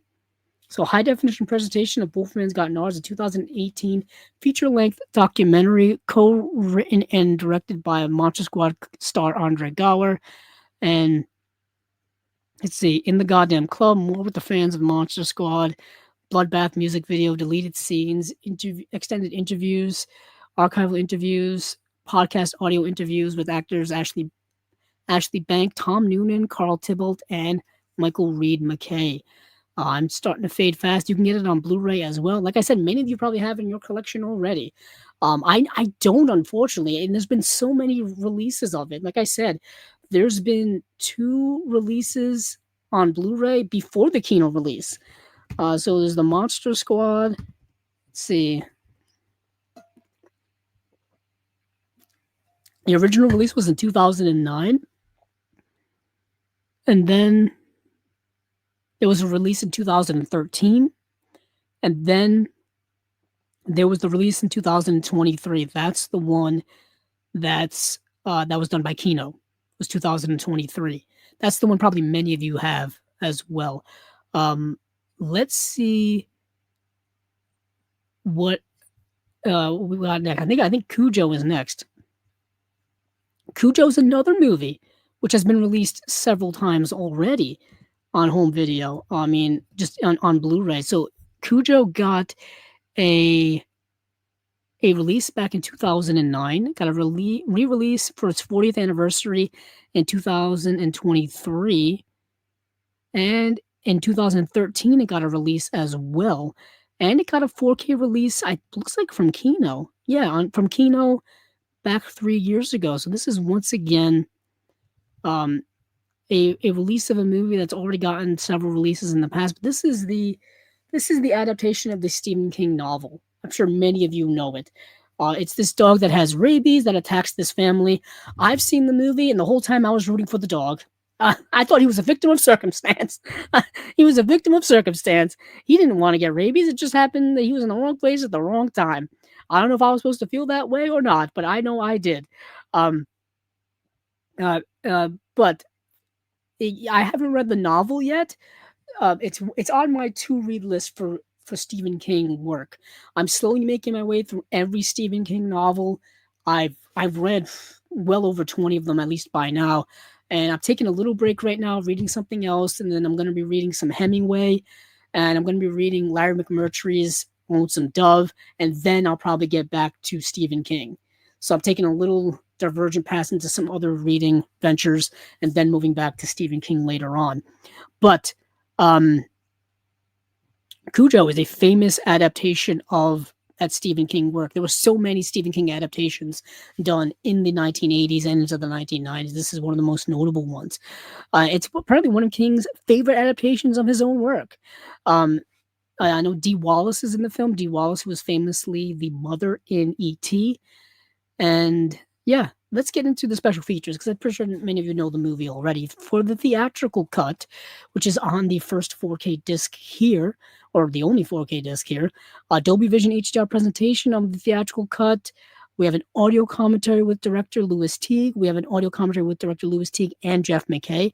We have a third audio commentary with film historian Lee Gambin, author of Nope, Nothing Wrong Here, The Making of Cujo. Cujo Revisited, a roundtable discussion with Dee Wallace, Danny Pintoro, Daniel Hugh Kelly, and director Louis Teague. Dog Days, The Making of Cujo, an archival documentary on the film's production. 2019 interviews with actress Dee Wallace, composer Charles Bernstein, stuntman Gary Morgan, stuntwoman Jean Louise Coulter, casting director Marsha Ross, visual effects artist Kathy Lawrence, special effects designer Robert Clark, and dog trainer Teresa Miller. Theatrical trailers, TV spots, and radio spots. And then for disc 2, it's the Blu-ray of the international cut. And there's an interview with critic and author Kim Newman on Cujo, Q&A with Dee Wallace from Cinemaniacs, and Monster Fest from 2015. And then There's a collector's booklet featuring new writing on the film by Jamie Graham and Cat Hughes, reversible sleeve featuring original and newly commissioned artwork by Jeff Marshall. So that is it for Cujo. But I'm pretty sure many of you probably have it in your collection already. But if you don't, this sounds like it's got a lot of good stuff in it. Certainly enough commentaries to last you. Of course, I think it's going to hopefully look good in 4K. Yeah. I don't know if if it'll look the same as the Kino version. Sorry, but perhaps it might. So the Chinese ghost story, I have not seen any of these movies, but instead I will. I guess I'll just read this off here. So I don't have anything to say about the movies.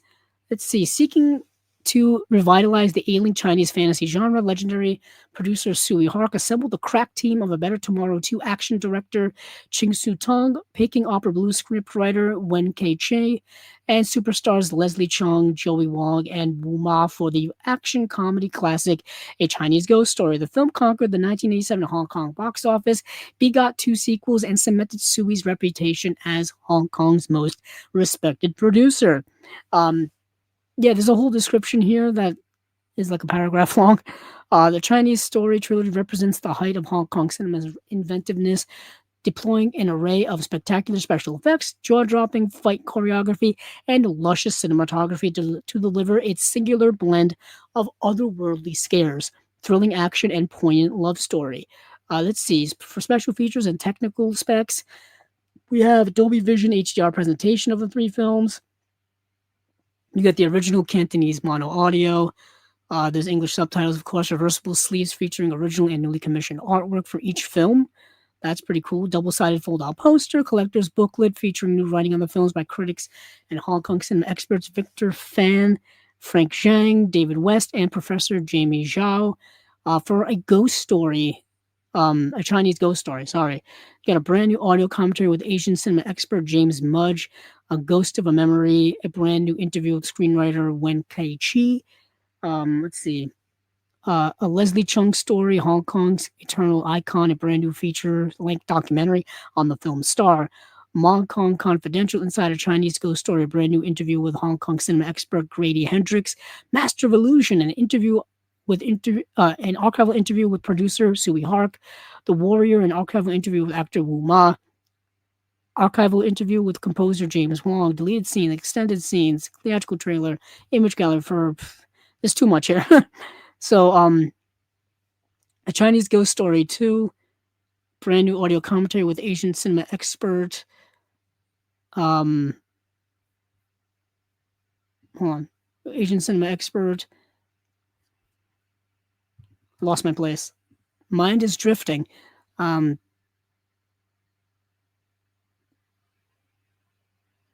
Who was I? Oh, Inside a Ghost Story, a brand new interview with Hong Kong cinema expert Grady Hendrix. Story of a sequel, a brand new interview with Hong Kong cinema expert David West. A Legend in the 3 Acts, an archival interview with director Ching Su Tong. Voice from the Grave, an archival interview with actor Lao Su Ming. Archival interview with composer James Wong. Deleted scenes and extended scenes. Theatrical trailer. A Chinese Ghost Story 3. Brand new audio commentary with Asian expert James Mudge. He's all over this release. Film Without Limits, a new Hong Kong cinema. That's a documentary. Got everybody in this bad boy. John Woo, Sui Hark, Jackie Chan. Everybody's in that documentary. Hong Kong Confidential. Inside a Chinese Ghost Story 3, a brand new interview with Hong Kong cinema expert Grady Hendrix. He's also all over these releases. Third Time Lucky. A brand new interview with Hong Kong cinema expert David West. Archival interview with composer James Wong. Archival interview with stunt coordinator Wen Bun. And then we got Enter the Video Store Video Vengeance. Welcome to the Arrow Video Store in the late 80s and early 90s. Boom of DTV direct-to-video action films. Vengeance was a key theme amongst the bullet-ridden gunfights, vehicular explosions, helicopters, and muscly man on a mission. In the second edition of the Arrow Video's Enter the Video Store series, we collate some of the more underrated and lesser-seen gems from the period, featuring a wonderfully nostalgic cast list including Dolph Lundgren, Yaphet Kotto, John Saxon, John Schneider, Ken Foray, David Hasselhoff, and and scores more. Um, yeah, these are all movies I don't think a lot of these guys wanted to talk about. I mean, some of these people have passed away. Yaphet Kotto has passed away, as well as John Saxon. Um, but these movies are not good, which is a shame. Which is a shame because I rather liked the first box. I thought it was incredibly charming. Um, Let me go get it. Actually, let me go get the first box set.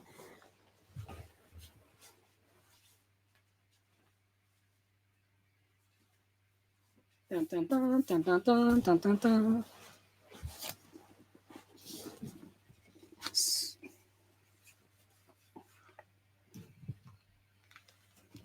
So I have the first box set here. I don't think I ever did a full-on review of this. Um, the first box set of Enter the Video Store Empire of Screams. Really cool box set. One of their most. This thing sold out fast when it first came out.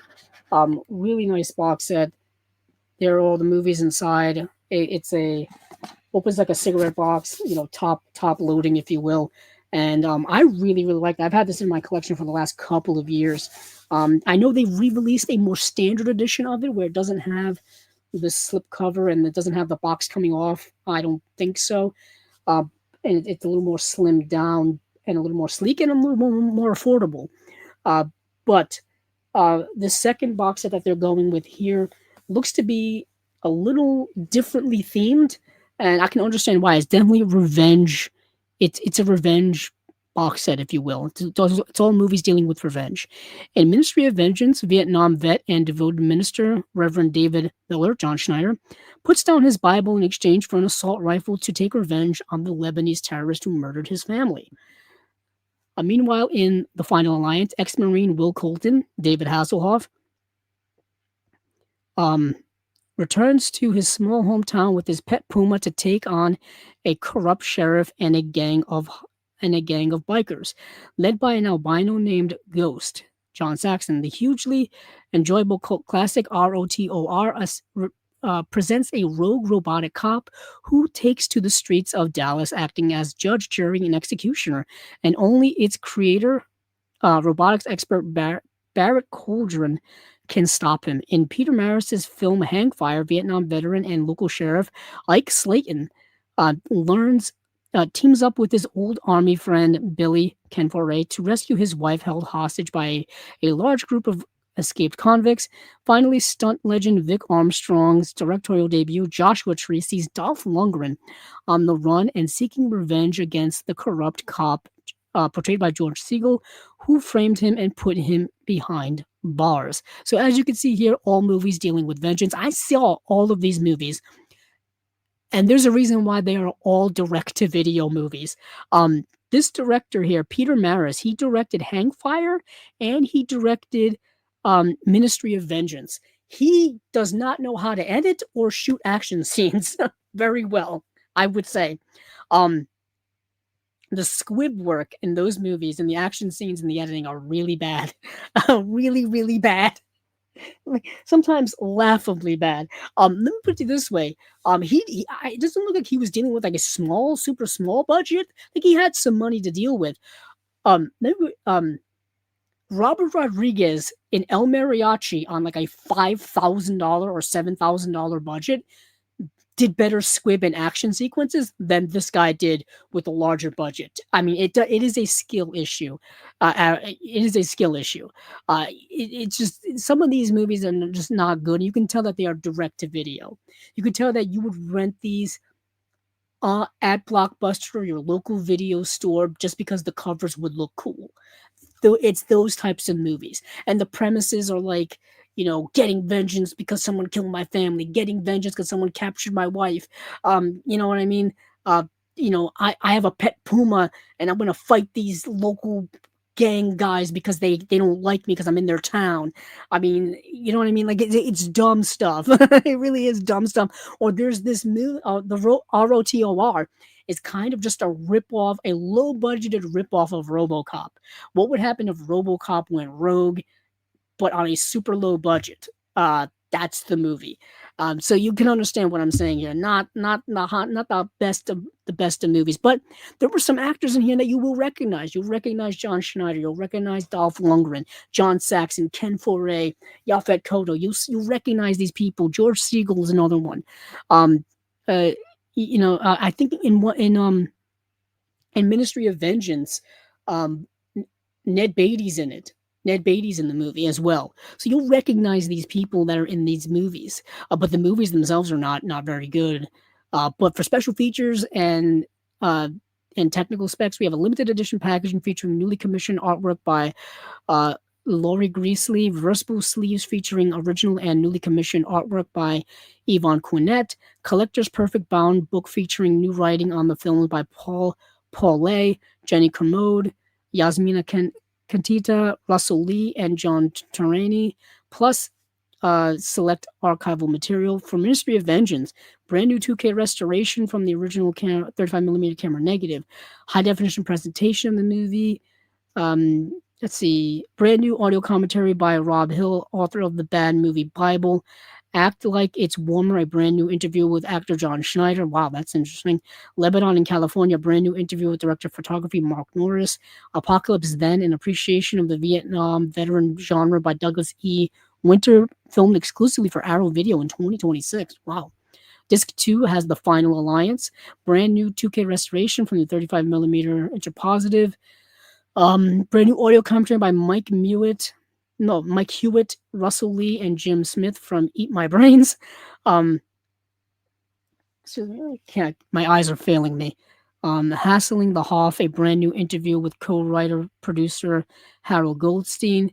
The Rise of DTV, Dave Wayne from the Shock Pit discusses the history of the direct-to-video boom.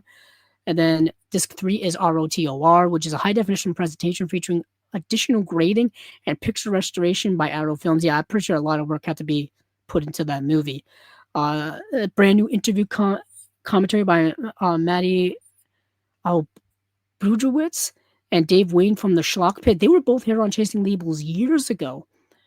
A Matter of Character, a brand new interview with actor Bill Blair. Machine Head, a potted history of Robo Schlock, a visual essay from Maddie Budrowitz and Dave Wayne from the Schlock Pit.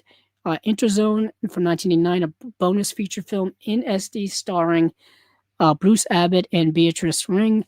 And then we got trailers. And then disc 4 is Hang Fire, brand new 2K restoration from the 35mm original interpositive, sorry. Brand new audio commentary by Russell Brody, Ross Hendry, Scott Lyle, Pat McGarvey, Anna Weston, Lisa Weston of the Edinburgh Zombie Club. Brothers in Arms, a brand new interview with actor Ken Foray. Crash and Burn, a brand new interview with director of photography Mark Morris. And then finally, disc 5 is Joshua Tree, brand new 2K restoration from the original 35mm camera negative. There's a high-definition presentation of 2 different versions of the film, the R-rated cut and the unrated cut of the movie, which is called Army of One, available via seamless branching. Okay, that's kind of cool. Archival commentary with director Vic Armstrong and producer Andy Armstrong. Vic Armstrong on Joshua Tree, a brand new interview with the director recorded exclusively for Arrow Video in 2025. A look back at the Joshua Tree and archival featurette. Archival interview with director Vic Armstrong and producer Andy Armstrong discussing their careers. Alternate ending with optional commentary by Vic and Andy Armstrong. Trailer, image gallery. And that is it for Enter the Video Store. What's it called? No, I skipped way past it. Right. Enter the Video Store, Video Vengeance, which is that's a cool title for some not so great movies. But if you have the first release, chances are you may want to get the second one if you have OCD collecting issues like myself. But just be forewarned, those are direct-to-video movies. They're not great. These were direct-to-video movies as well, but these had some charm to them. And these were like genre films. These were, horror genre films. Robot Jocks is a fascinating movie. A really fascinating movie. But you had the first one here had the Dungeon Master, Dolls, Cellar Dweller, Arena, and Robot Jocks. That was what was in the first set from a few years ago. But that is pretty much it for everything here on Chasing Labels. I'm just going to take a quick glance over at my notes to see if I missed anything, just because I'm always afraid that I missed something. And I've done it. I do it all the time. Uh, Once I put the notes up, there's a lot of, it's kind of all out there. Let's see. See. Oh, MVD. I forgot about missing in action. So I did miss something. Oh, good thing I took a gander. So while we're here on Blu-ray.com, I will look at Missing in Action. Missing in Action has just recently gotten a Blu-ray release and from a 4K restoration from Kino.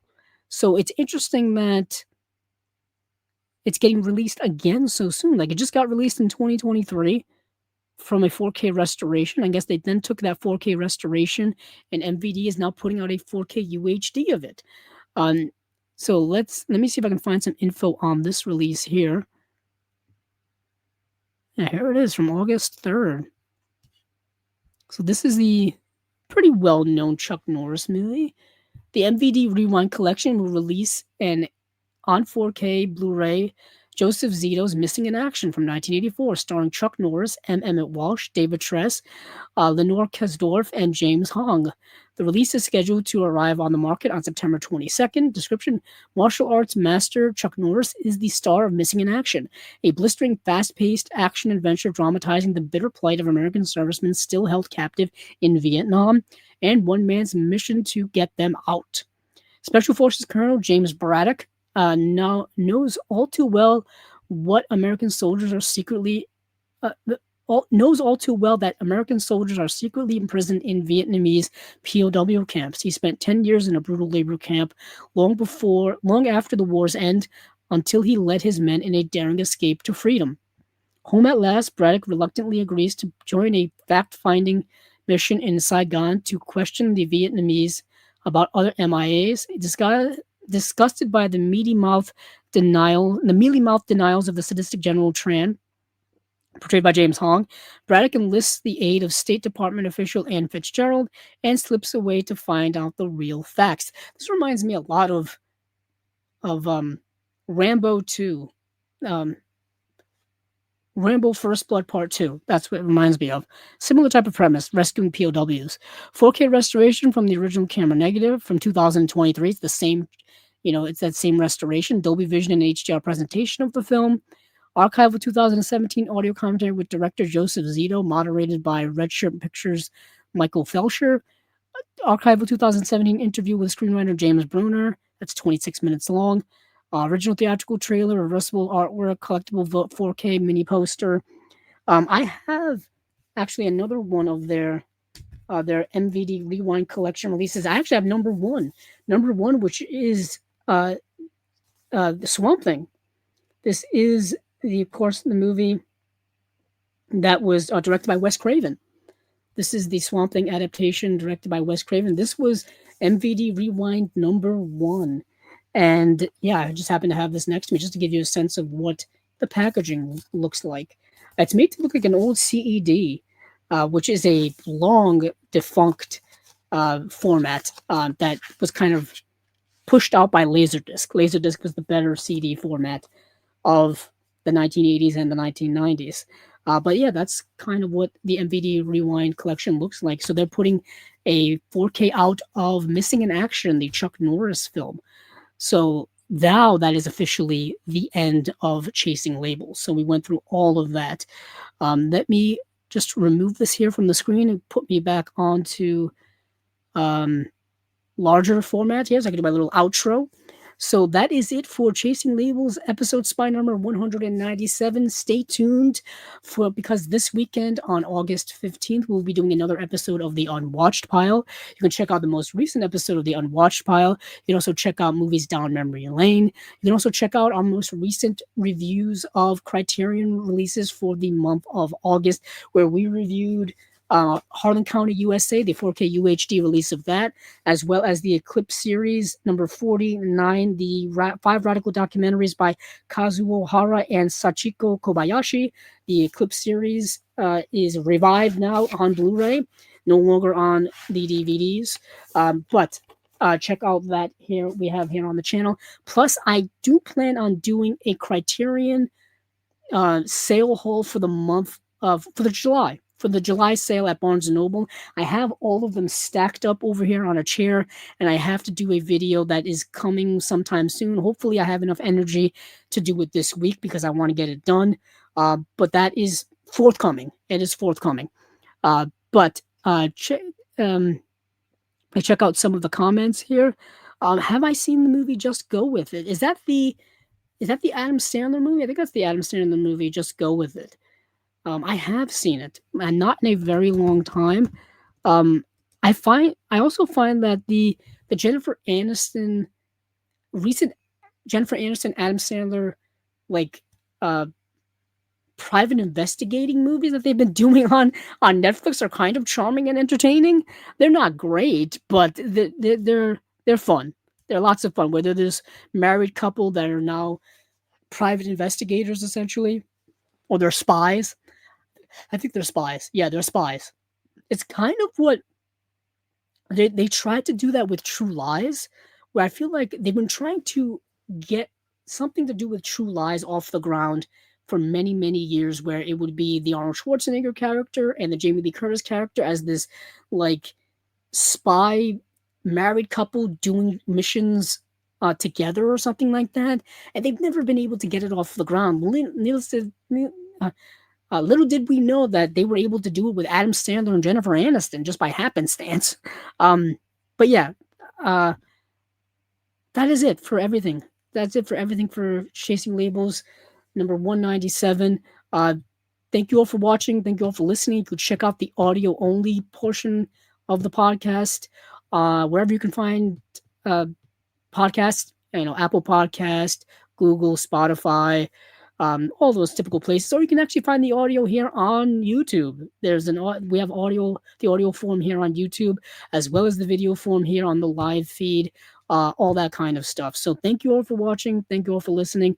And hey, keep on watching those movies because I know I will.